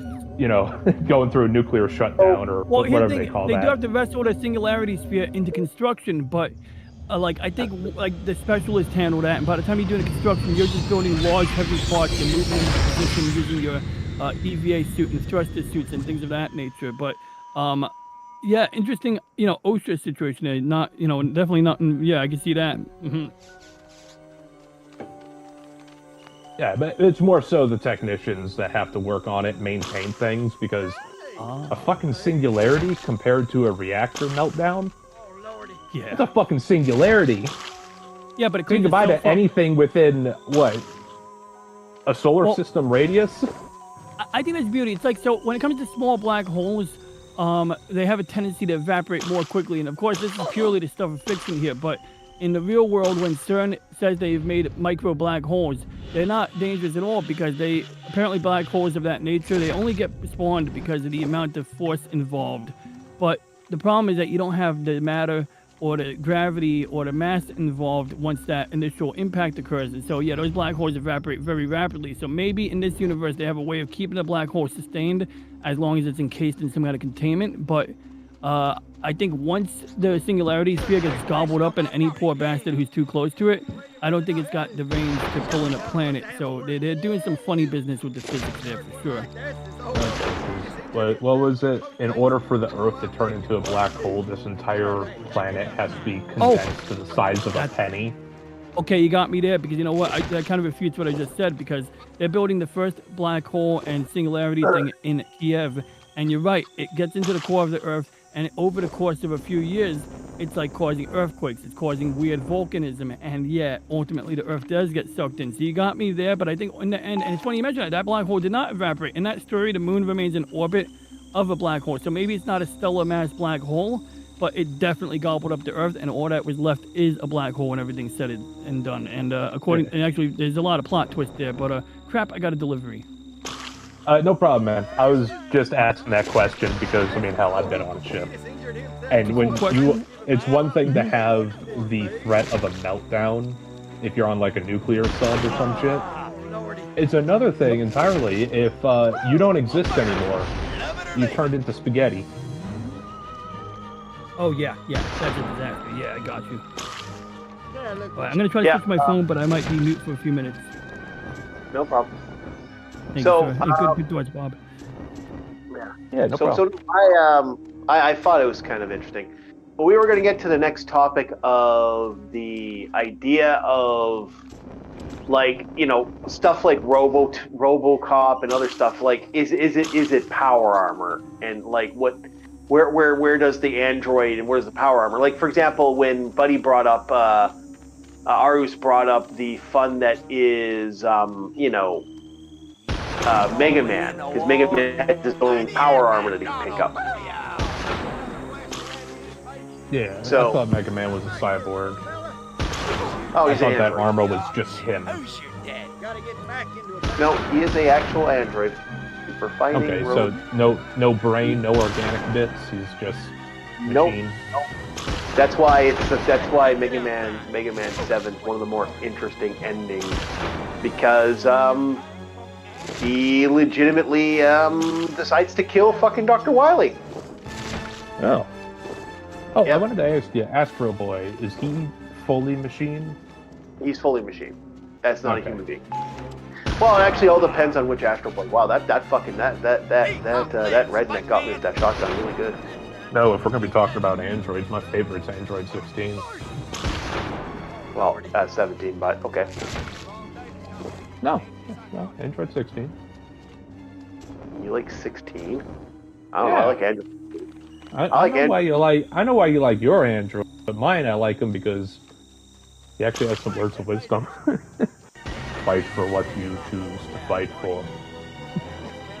But also because in every fighting game he is like top tier grappler. Yeah, but 18 is the best girl.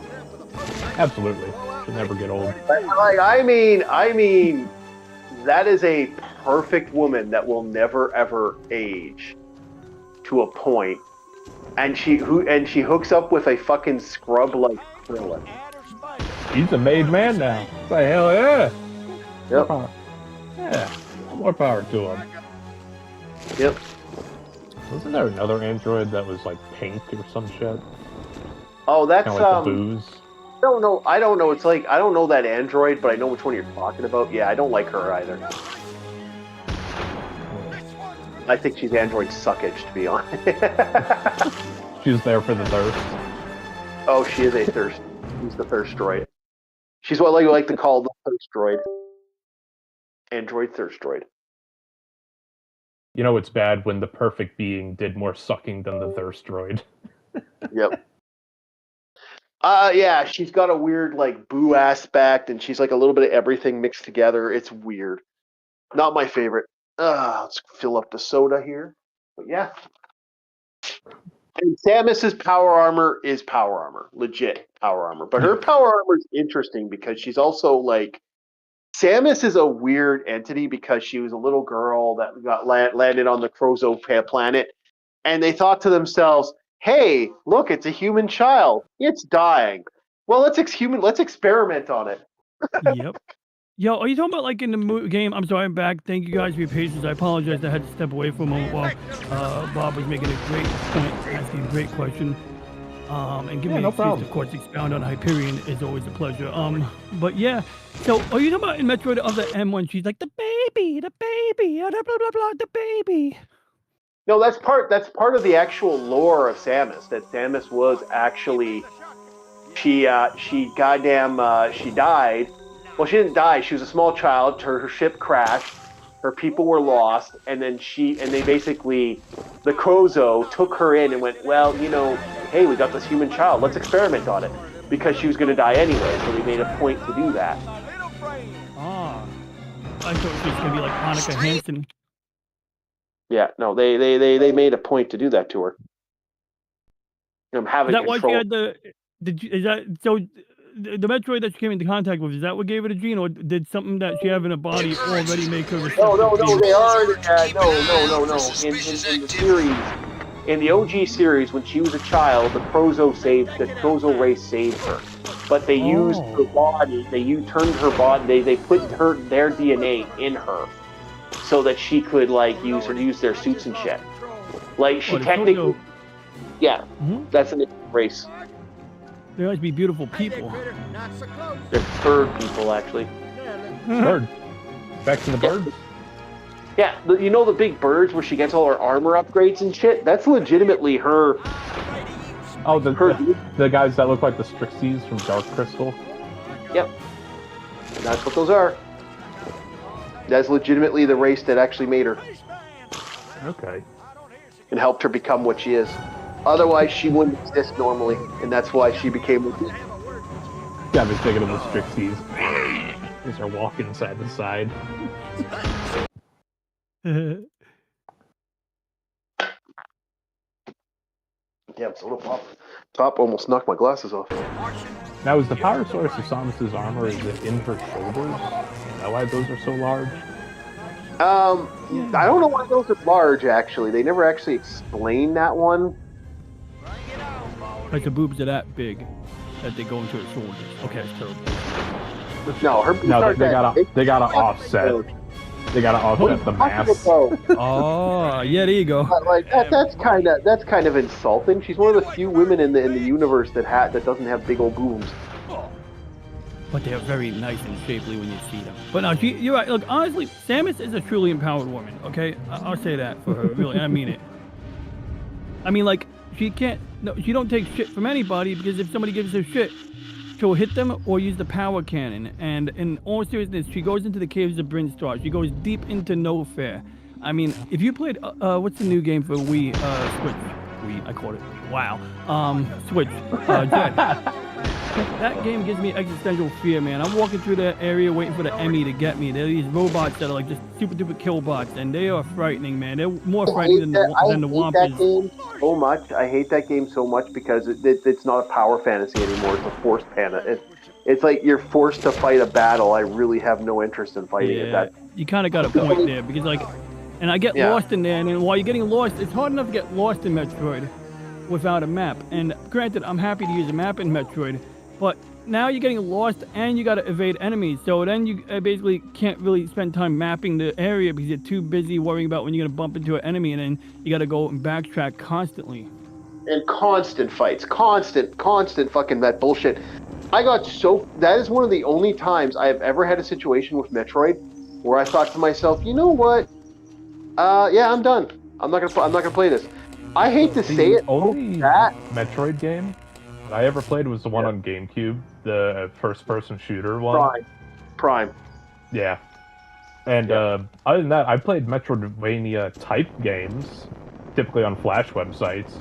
But yeah, the only Metroid game I ever touched was the one on GameCube. For me, after Dread I just fucking hated Dread. And I'm not ashamed to say I think Dread is actually the worst Metroid game of all time. And I Dreadful. It is dreadful. It's annoying because we're going to make it like a horror game. Well, I don't. It was already kind of unnerving with all the shit going on in the game. We don't need to make it a horror game. Man, just play Dead Space.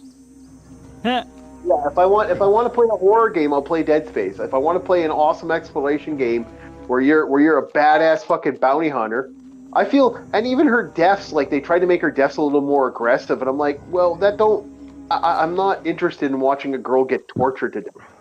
You know, not my cup of tea. It's not my cup of tea when when my pants are on. No. What the fuck? I had to make a joke. You keep your pants on. Keep your pants on. Ain't nobody want to see that. I had to make a joke, okay? Oh goodness me! What am I It's a gonna bad do? joke, but we have to allow them Hasabi heads to be happy. No, I'm just fucking. No, to me, I don't know. For me, I find it silly and I find it absurd that they have this mentality, and it drives me nuts. It's like I don't like that. Like she was this badass, fucking badass Mama Jamba, man. Like Absolute bombshell. Yeah, no, I like the Mama Jambas, man. Like that's the reason I love Mama Jambas, man. Badass Mama Jambas are some of the best. Well, like good example of this is Assault on Precinct. Precinct 13. Yep. Really? Oh yeah, she's a bunch. Oh yes. Yes. That lady was fucking cool. Man. Hell yeah, she was cool. They shoot her. They shoot her in the arm. And she still has enough wit for all not to move, not to get scared, let the guy get closer, thinking that thing, and then kick him in the balls. Like badass. And like one of my favorite moments is when she's gonna get shot, and then she realizes there's no bullet. Like she's like all that, and I didn't even need to do it because he didn't have any ammo in the gun. And I think that is fucking great. That is badass Mamba Jamba, man. You want women like that. That's how you write women. Yep, that's how you write badass women. She's feminine all the way. She's just fucking class. I want class women like that, man. We all want class women like that. Like when she was just so awesome and so enjoyable for that role. Like I do gotta ask you one thing, Chief. Gotta smoke? No. Are you talking about StarCraft? No. Assault on Precinct 13, and the one prisoner guy always asked, "Anyone got a smoke?" Yep. Need a light. I'm thinking about the wrong need a light. That's what they say. No, yeah, we're talking about the badass. We're talking about one of the secretary in the Assault on Precinct 13 movie. Did you want a saucer upgrade? And you know what they say. hell, now that I'm thinking about Dead Space, I don't think that's power armor, because that has no motors or anything to assist with movement. It has little jet boosters when you're out in the vacuum, but no, it has power armor. Some of her jumps are crawl. Yeah, sounds. No, Dead Space. Isaac Clarke. Dead Space. That's power armor. That is? There's nothing powering it. It's just there's no exoskeleton. Extra armor. It has guiding sensors. It has a jetpack. It has an air passage. Yeah, that is legit power armor, but it's very basic power armor. I'd say that's not We're power morphing armor again, boys. because power armor requires an exoskeleton or some sort of way to assist movement with the user on the physical level. Yes, and it has That's just a powered suit. That's not a powered skeleton in the power that armor. is considered power armor. I'm being honest. I'm being fucking honest with you, man. Oh, well, shit. Here I'm thinking is like anything that assists with movement, such as an internal exoskeleton, is the okay. Okay, because that was just a suit with tech. No, that is legitimately power armor. By the way, we are switching to. Oh, in that case, switching to. Sorry, go ahead. Yeah, I was switching to Lil Samson next. For those who don't know, the last game was Destroy All Humans. For those that don't know. Yeah. I think anybody who had a childhood would know Destroy All Humans. Not everyone. remember... You'd be surprised how many people did not know about that game back in the day. Really? Hell, I remember having sleepovers with a buddy of mine when I was younger. And you know the game mode where you gotta destroy everything? We'd go into the hardest one, and we'd just pass the controller back and forth to see who could last the longest or complete it. Yep. Oh man, soda and pizza. That was the life. Oh, and his mother would always bring out root beer floats whenever she was up. Oh. Fucking, yeah. The fun of being... Yeah, those were the days. Those were the days. I miss it dearly. I do too. I was one of those kids that never wanted to grow up. Because it's like, I see how miserable adults are. I don't want that. I want to stay as young as possible. You ain't kidding.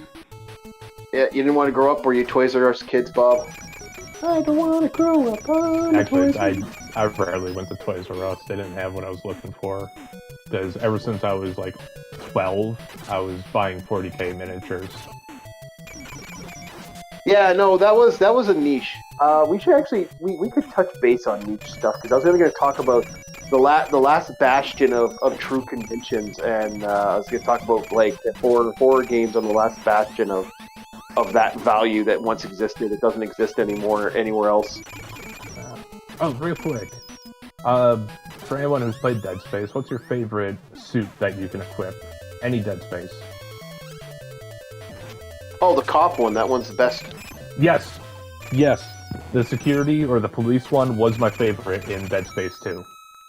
Yep. I just love the look of it. Hello. Hello, Nintendo. Welcome, welcome. Yeah, that is actually one of the best. I know they had the advanced one, and what was the one that was pure white? Oh, I can't remember. There was one other one. The military ones were pretty good. Although it did really help the military soldiers out, eh? They got their ass handed to them. Oh, dude. The scariest thing in that game for me was, it wasn't the regenerators, it was the twitchers. The ones that were in this anomalous state of stasis to where it super speeded them. Yeah. That shit's terrifying. Yeah, that was terrifying. I don't deny that.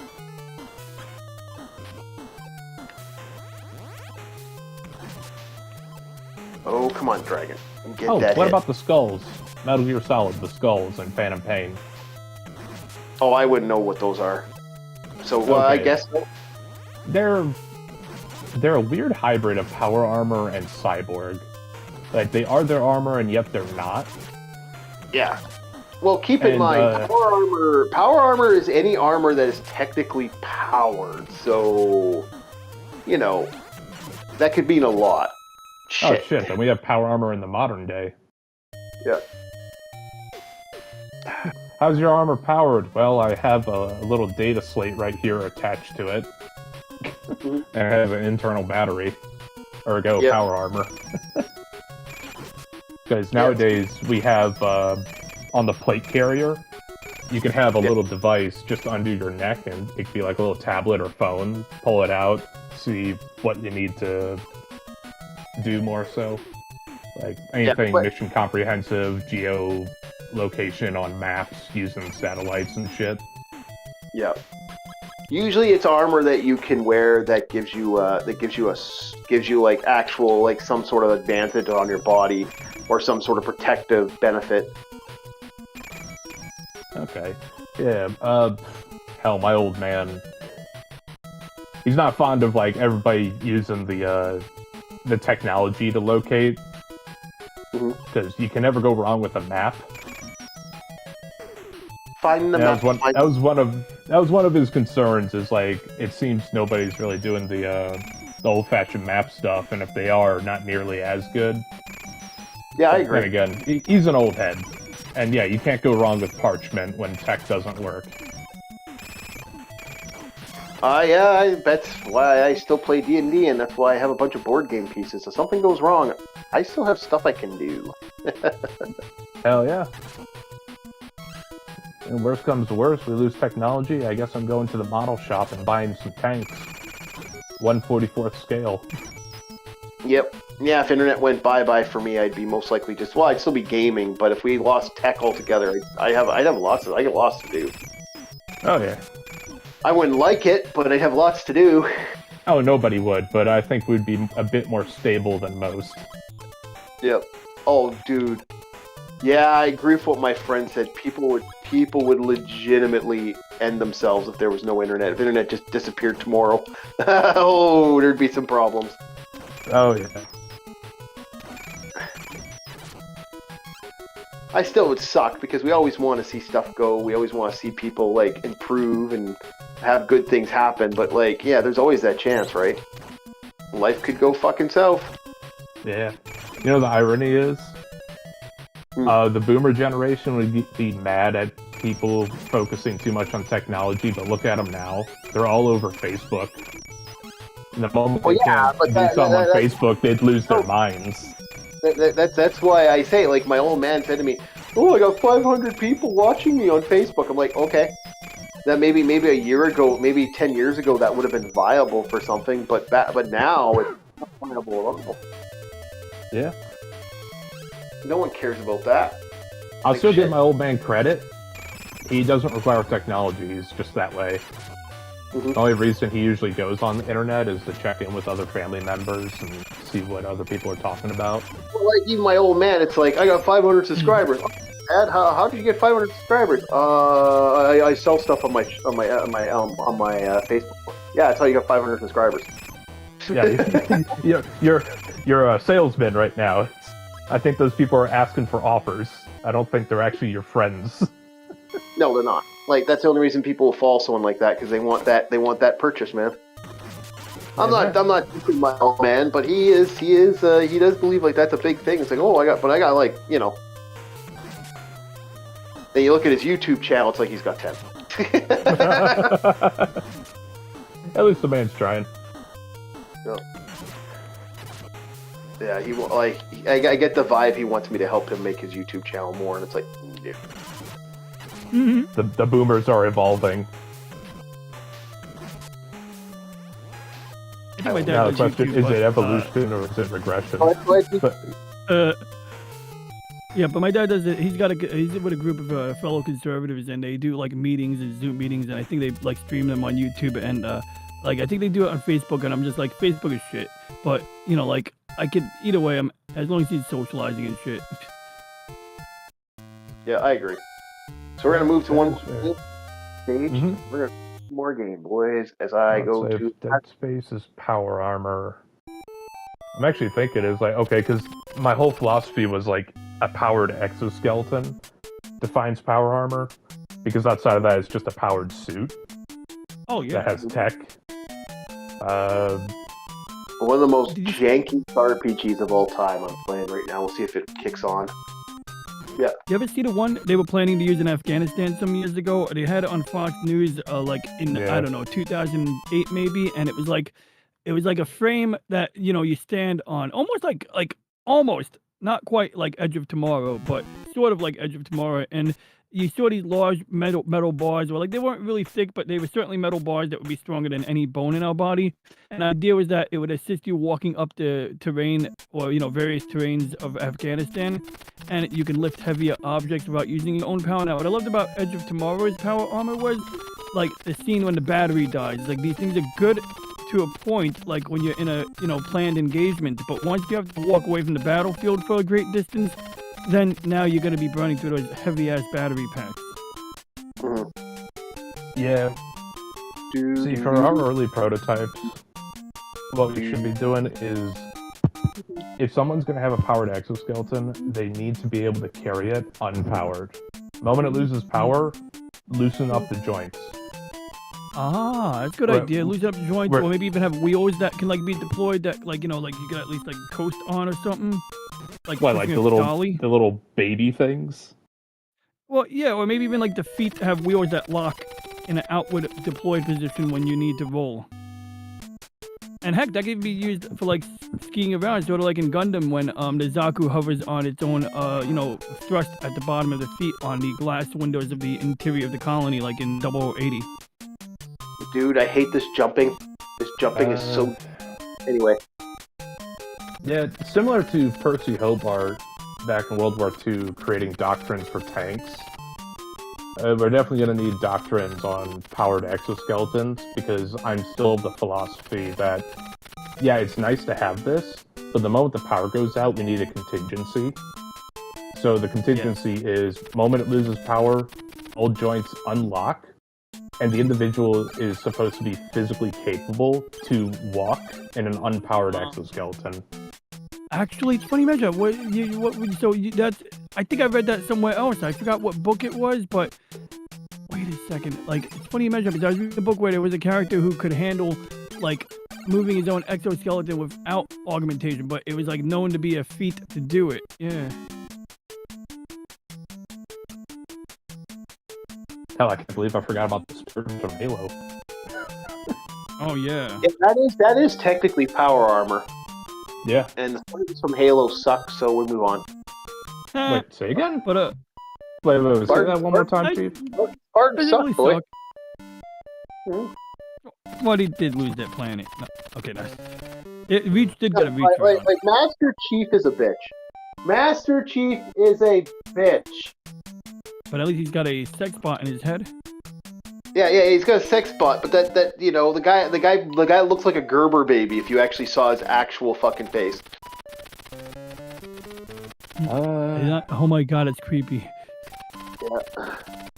The Mjolnir armor has a lot of flaws. Everyone in Halo sucks.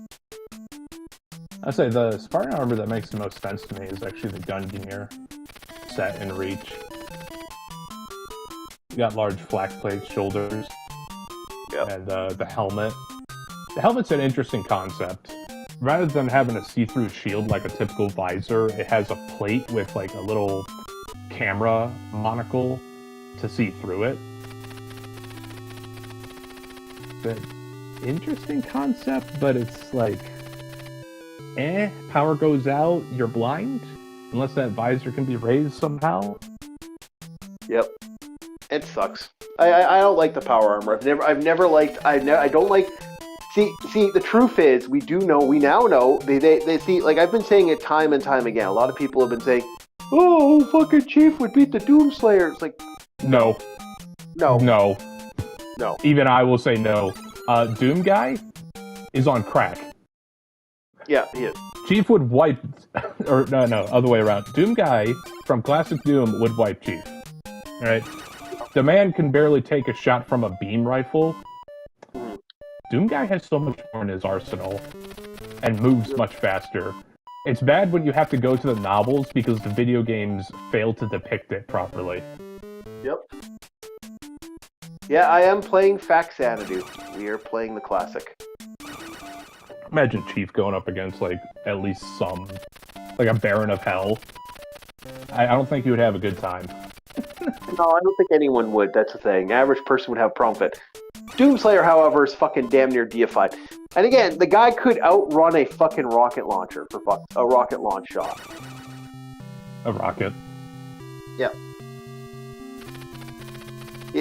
So Doom. And that was before he became Doomslayer, because I like to make that separation there. Okay, a lot of people say the Doomslayer's armor is power armor. I disagree there. I think it's more just armor. Hell, he doesn't even need it. It's just there. Yep. It's just protective gear. It's not power armor. His helmet's advanced, though. So that's like the equivalent of Superman wearing a knight suit of armor, like plate. He doesn't need it. Yep. Oh, by the way, I'm saving because if I die, I'm going to lose all that money, and that's going to really fucking suck, and I will soft block. I'm playing one of the biggest fucking video games. I have finally beaten this game. It took me 20 years to beat it, but I did eventually beat it. But this game is a fuck you. Yo. Just like Shangri-La, does this make you a trash gamer? Yes. All right. This is a trash game. This is a trash game. It's a great game for what it was, but not gonna lie, this game is trash.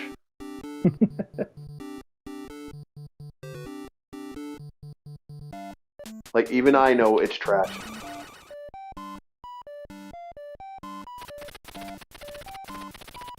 Yes, I want to learn a martial arts lesson. There. Martial arts lesson. Yep. You get your player gets some stat up for doing that, and I want that power up. Do do do do do do do do do do do do do do do do. Jeez. Sorry. In fantasy, if somebody had a possessed suit of armor and the spirit worked with them, does that fit into power armor? That's debatable. That would be magic. It'd be based off the armor, to basically. Because technically, we're going to talk about one of the most well-known battle armor guys. One of the guys that uses interesting power armor that isn't considered, like, what isn't considered power armor that technically is. And that is one thing we haven't talked about yet, and that is Batman. Batman technically uses a suit of armor now that's a lot more different than what it was before. I love how old costume, like padding, just for like physical blows. Yeah, I like how these guys look in this game. It's just they're so derpy looking. They're so classic. No, this is classic fantasy right here, man. Like, hell look at that guy, Bob. Look at him. Holy fuck, derp. Derp. Is that like a store that you're in? Yeah, it's a store. I was a store me buying meat. Oh my god, yeah, you're buying from yourself.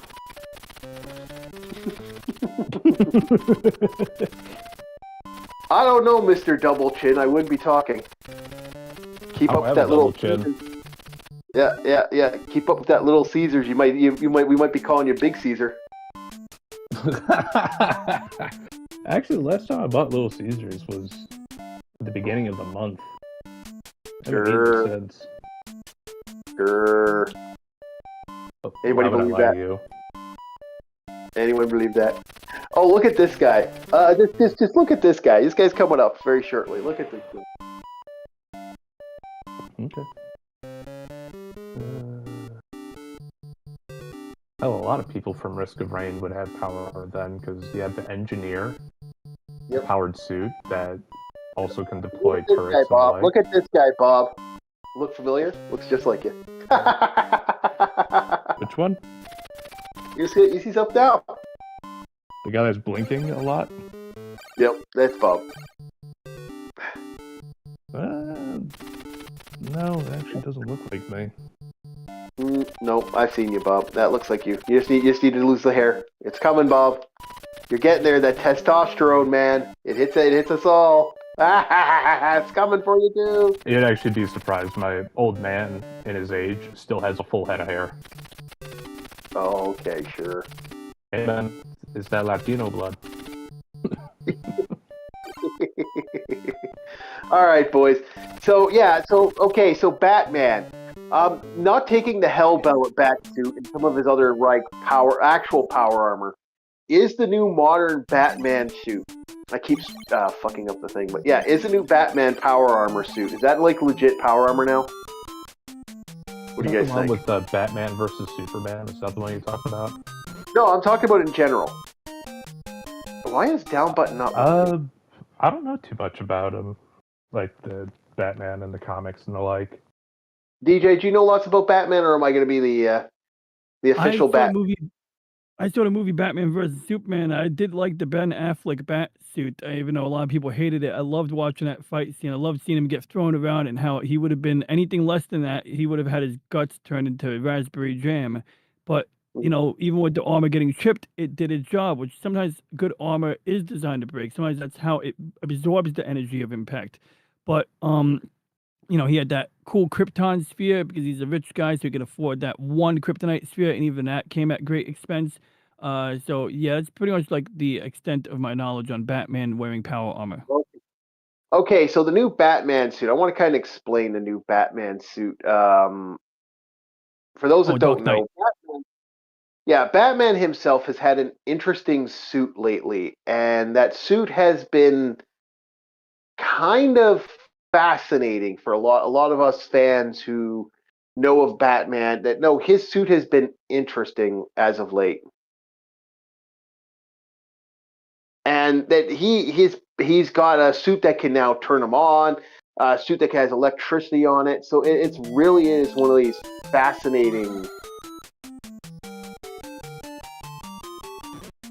Oh, why am I not hitting? Okay. Oh, there we go. But, yeah, that suit, does it also do like triage or something if you get? Oh yeah, he has shock pads on it. Like the suit has gotten stupid. If you look up Batman's new suit and how his new suit is created, he's got Batman.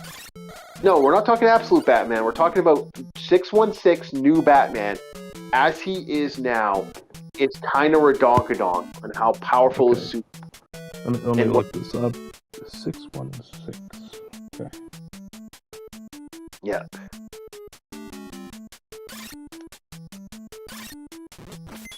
Oh, there we go. This game's so jank.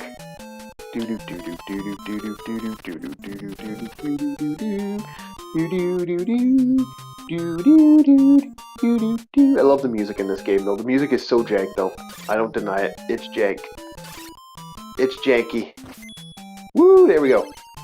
Grinding. We're grinding. We're grind. Looking at this, it doesn't even look like power armor. It just looks like one of his suits with maybe some plates here and there. But it's the way the suit is created now. Like the stuff that's inside the suit. The cowl itself is a fucking multi-layer system with multiple fucking dictations. Have you ever played the Batman Arkham games? Nope. Nope. DJ, did you play those at all? I've watched people play them. They look very interesting. Yeah, the way the suit works now is just it's fucking power armor. Like that's my argument. Like that is legit fucking power armor at this point. If anybody wants to like say, oh no, it's not, please, like leave in chat. What do you guys think? Is that power armor? Yes, I'd like to buy a key. How much are keys?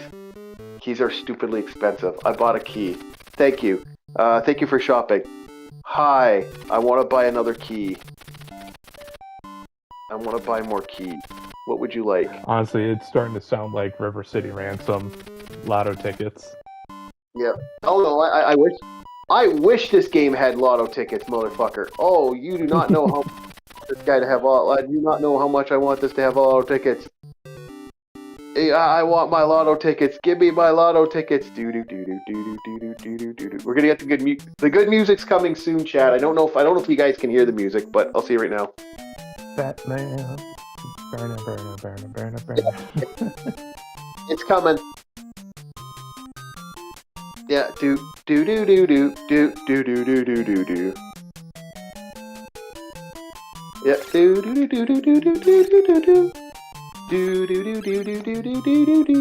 All right, here we go. I think we're at the final gate. Okay. This game was so janky back in the day. Like the sad thing is, this is based off a franchise. I used the key.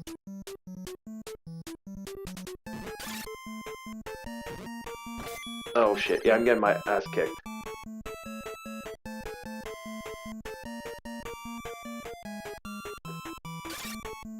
Yeah. There it is. Do do do do do do do do do do do. This fucking game's awesome for soundtrack. Game's janky. Anyway, go ahead. What do you think of Batman's armor? Batman's armor? Yeah, the new suit. With all the bells and whistles and he has not only is his gauntlets like he has those special things for his gauntlets now, but he legitimately can like use it as a scanning device. It can set up electric charges. His suit has the ability to start his heart again.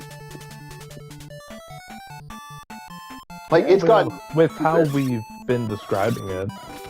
Yeah, power armor. Power armor. Like if Dead Space is power armor.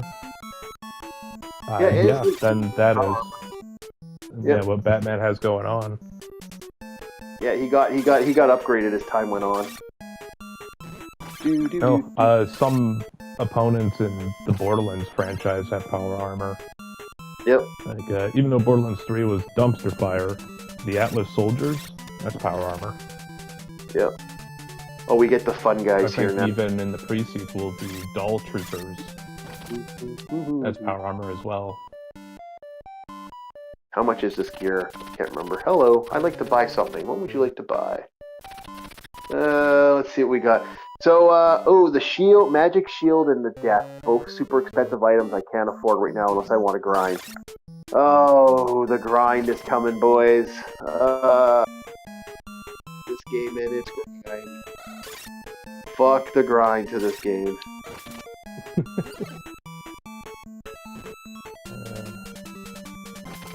I'm looking around at a bunch of other games I've taken pictures of to see if I could dredge up anything that would be fitting the definition. Oh, how could I fucking forget? Earth Defense Force. Yeah, there's power armor right Fencer. Yeah, the Fencers. Can't believe Bob forgot that. Yeah, I can't believe I forgot about it. Alright, my favorite class in Earth Defense Force. You literally wouldn't shut the fuck up about that last month, or a couple months ago. Earth Defense Force. Earth Defense Force. Great game, but yeah, he loves it. He loves his defenses. Oh, to call it a great game is that if you want to use that, sure. Great game? I wouldn't call it a great game. Stupid fun? Yeah, it is stupid fun when you play with friends.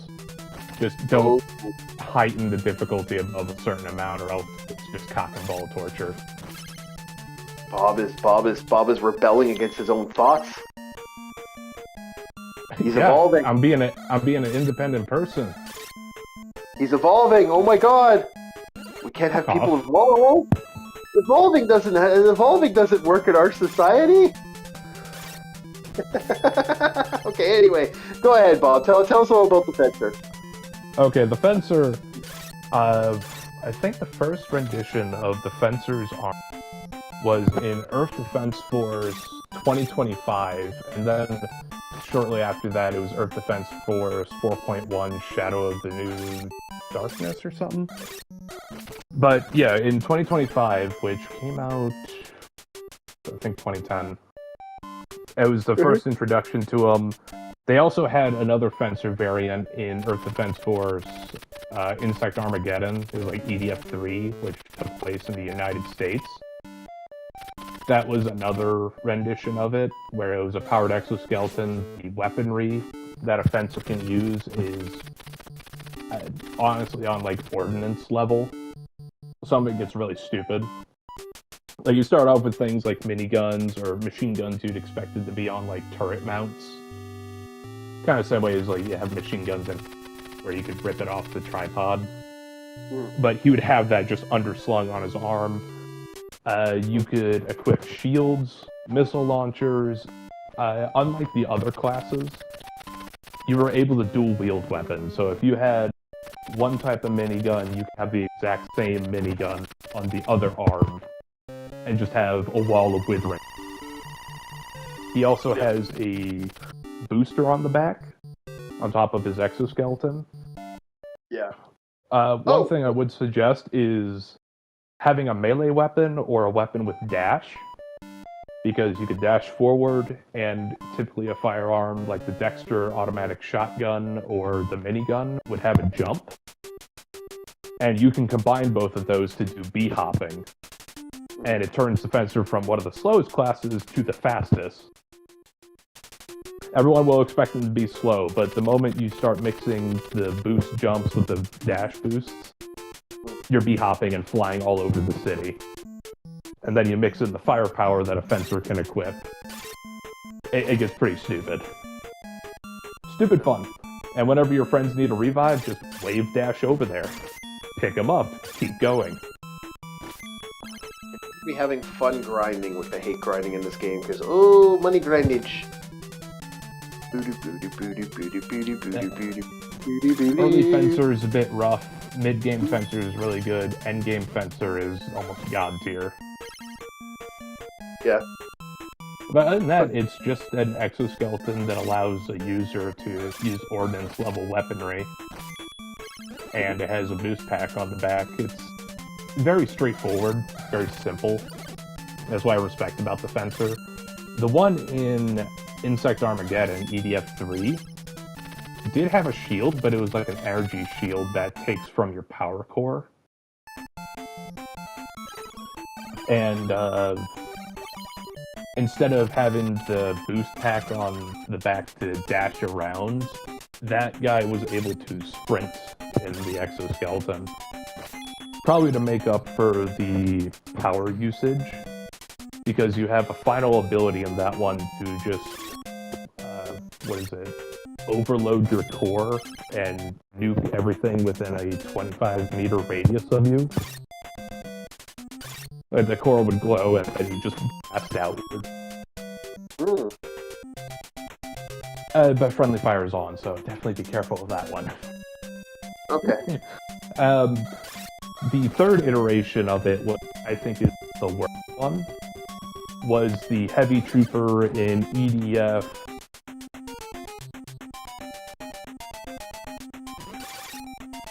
What? It was one that was really bad. I gotta find the game name.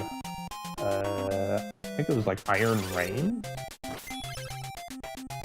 EDF6. I'll get to it once I find the name, because I gotta get the name right. Reminded me of chocolate rain. Chocolate Oh, rain. Earth Defense Force Iron Rain. Yeah, that one was the worst, because it was the slowest. And instead of, like, you'd have the walk animation, but the boost was so fucking slow, you're moving about as fast as a Segway, meanwhile enemies are firing at you. You were able to have a frontal holographic shield that took from your power core. And the worst part about it was, you were not nearly as tough as you needed to be an object that slow. It was not worth the squeeze. But it still had the same functionalities where you could have ordnance class weaponry on your arms or your shoulders. And that one introduced, I think, my favorite concept for one of the powered armored suits, because it was Iron Rain where everyone is in power armor. The Ranger, the Wing Diver, I think it was called the Prowler.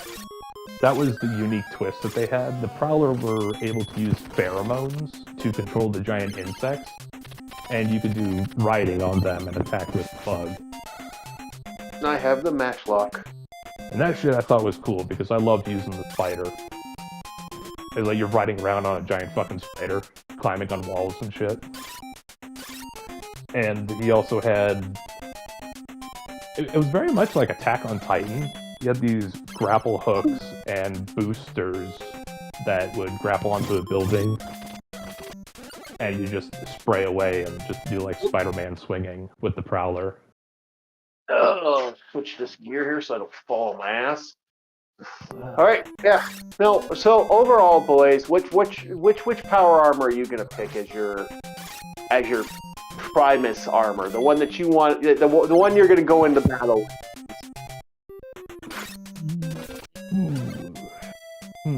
Let's see. Probably Forever War middle of book, not the first one. Don't want to fall, break my radiator, and die from overheating. But jokes aside, I didn't even cover the varieties that the Ousters had, but they're not all power armor, are they? When you have angel wings that you use as solar sails in space, that stops being powered armor. But ultimately, I'd say somewhere between Starship Troopers and Forever War. I just like Starship Troopers for the diversity. The OG book Starship Troopers are. But if I'm going suit of armor, I'm going with fucking, I have to go with War Machine suit because that suit's just retarded, and some of the more modern armor is just dumb. The only downside is that armor falls under the Ultron problem, and that is never a good thing. Oh shit, this is gonna be fun because I'm stuck at the door. There we go. Jump over this bastard. Jump, and jump. Anyway. This is the hard part. Because out of all the ones we've talked about, I'm one of those guys where I'll adapt to the situation depending. Like, is it a stealth operation? Is it something like light patrol? Is it all-out warfare? Like, is shit flying around, or do I have to worry about that not as much? But I still can't believe I forgot about the Fencer. I would have to go with the Fencer. Though I'd heavily modify it because some things are not as good. But yeah, I'd go with the Gen 1 Fencer. Oh, I hope I didn't. The one from EDF 2025. Because Insect Armageddon is terrible. Awful game. Don't play it. Iron Rain. Hey, if you really have nothing else to do, sure, maybe pick it up, but don't waste your money on it. EDF 2025? Hell yeah. Go with that Fencer. So if we're going for appearances, Insect Armageddon's Fencer is my favorite because they tried to make it less sci-fi fantasy and more grounded looking. Yeah, give me that look, but with the mobility and firepower of 2025 Spencer. You'll have me. Hold on, I gotta look up Fex Xanadu how to use items because I went to go use a healing item and it didn't fucking work. I can't remember if it's down an item or up an item.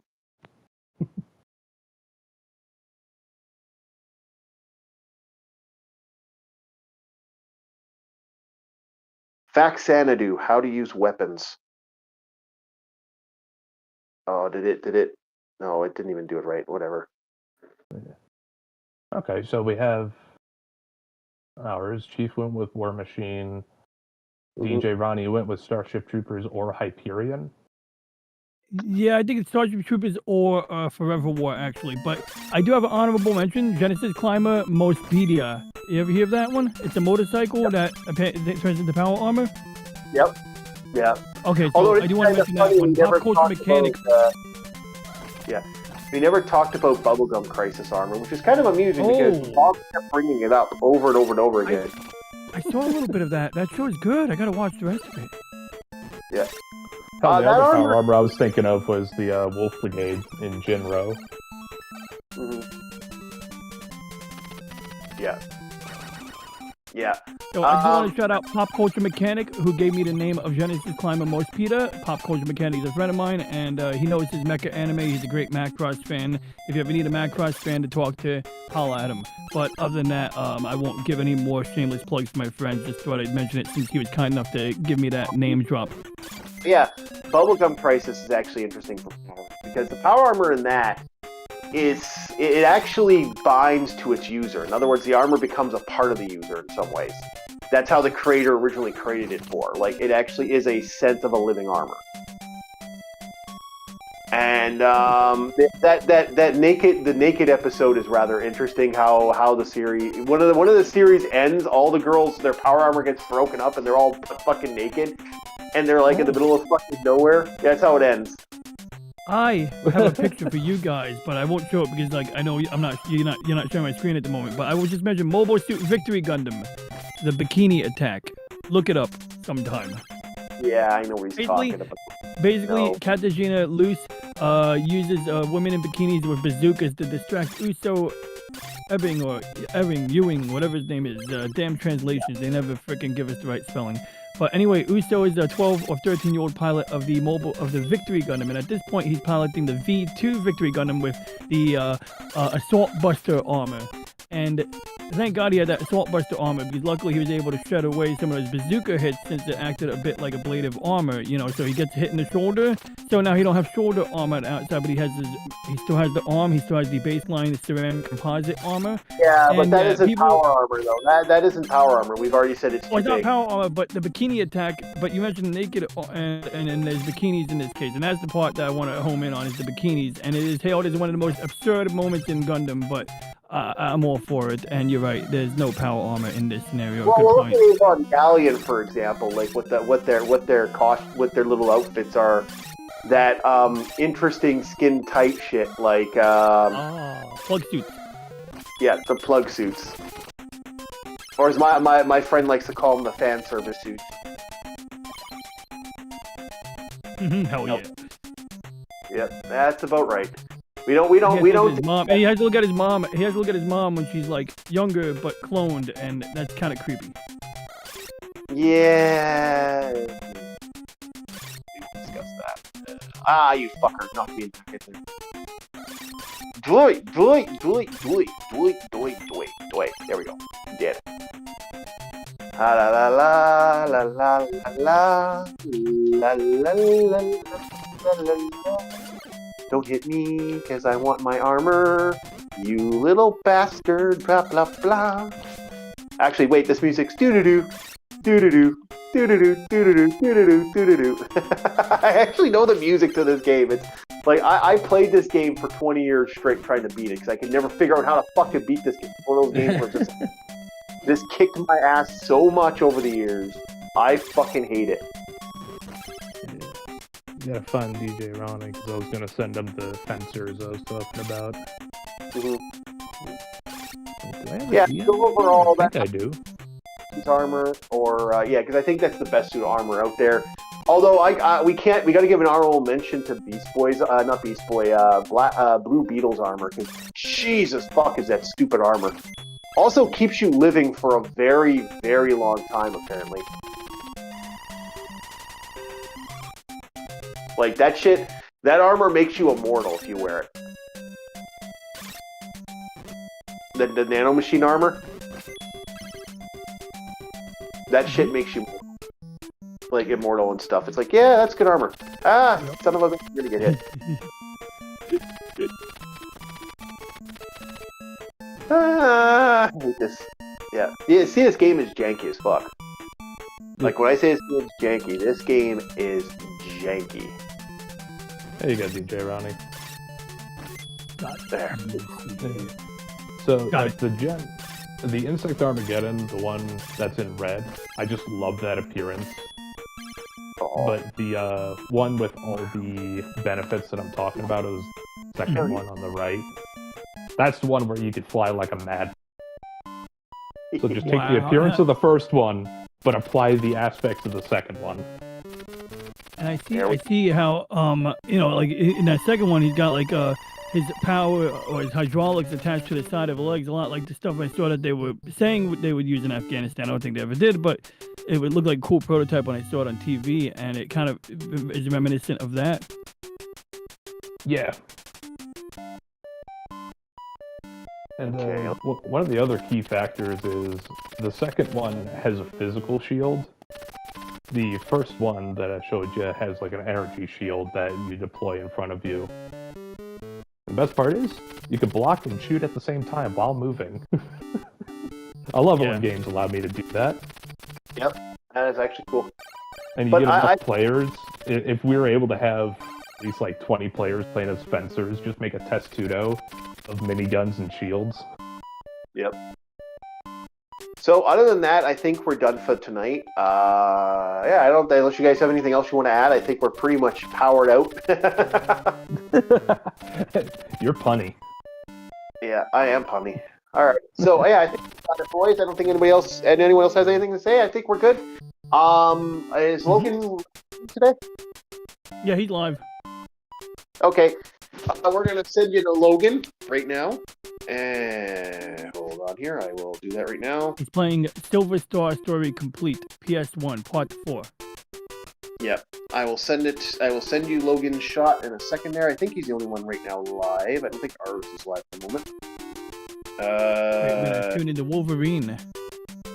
Yeah. I didn't know Wolverine was a gamer. All right. I have let's the get- X-Men 90s music in my head. this day. I know. I love that one. Okay, so we got the angry cat shot here. So, Turn that real down. quick, what is X-Men 97? Is it just a remake of the old show, but since it's made today, it's really not X-Men 97 because it's got modern No, it sensibilities actually in is. it? It actually is a continuation of the original X-Men series. They used episodes. They used comic parts that the comics, like old comic parts that were actually from that era, and they kind of just added to it. So it's one of those really, really useful things. Oh, I will admit, okay. I will admit, this game is one reason I do suggest if people are going to play this game. Save states are your best friends. Fuck Mhm. playing this game with some legit, because if you die in this game, oh my god, you not having money is like you have to spend hours fucking grinding. Hours. This game can be nuts that way. Great game though. Yeah, I'd like to thank everybody who enjoyed the fun that is our Space Geeks for today. We are going to start next week. We'll be talking about one of the greatest book series of sci-fi, Starship Troopers. Yeah. And we'll catch you guys next time out there. Have yourselves a very, very good night. Like, subscribe, and if you want to, go visit Mr. LDP and tell him from us, Orc Raid. Have yourselves a very good one. Thank you so much, DJ. If you want to throw your stuff down before we go and put your stuff in the thing, you're also in the description. Thank you very much, Okay. Bob. See you guys later. Have yourselves a very, very good night.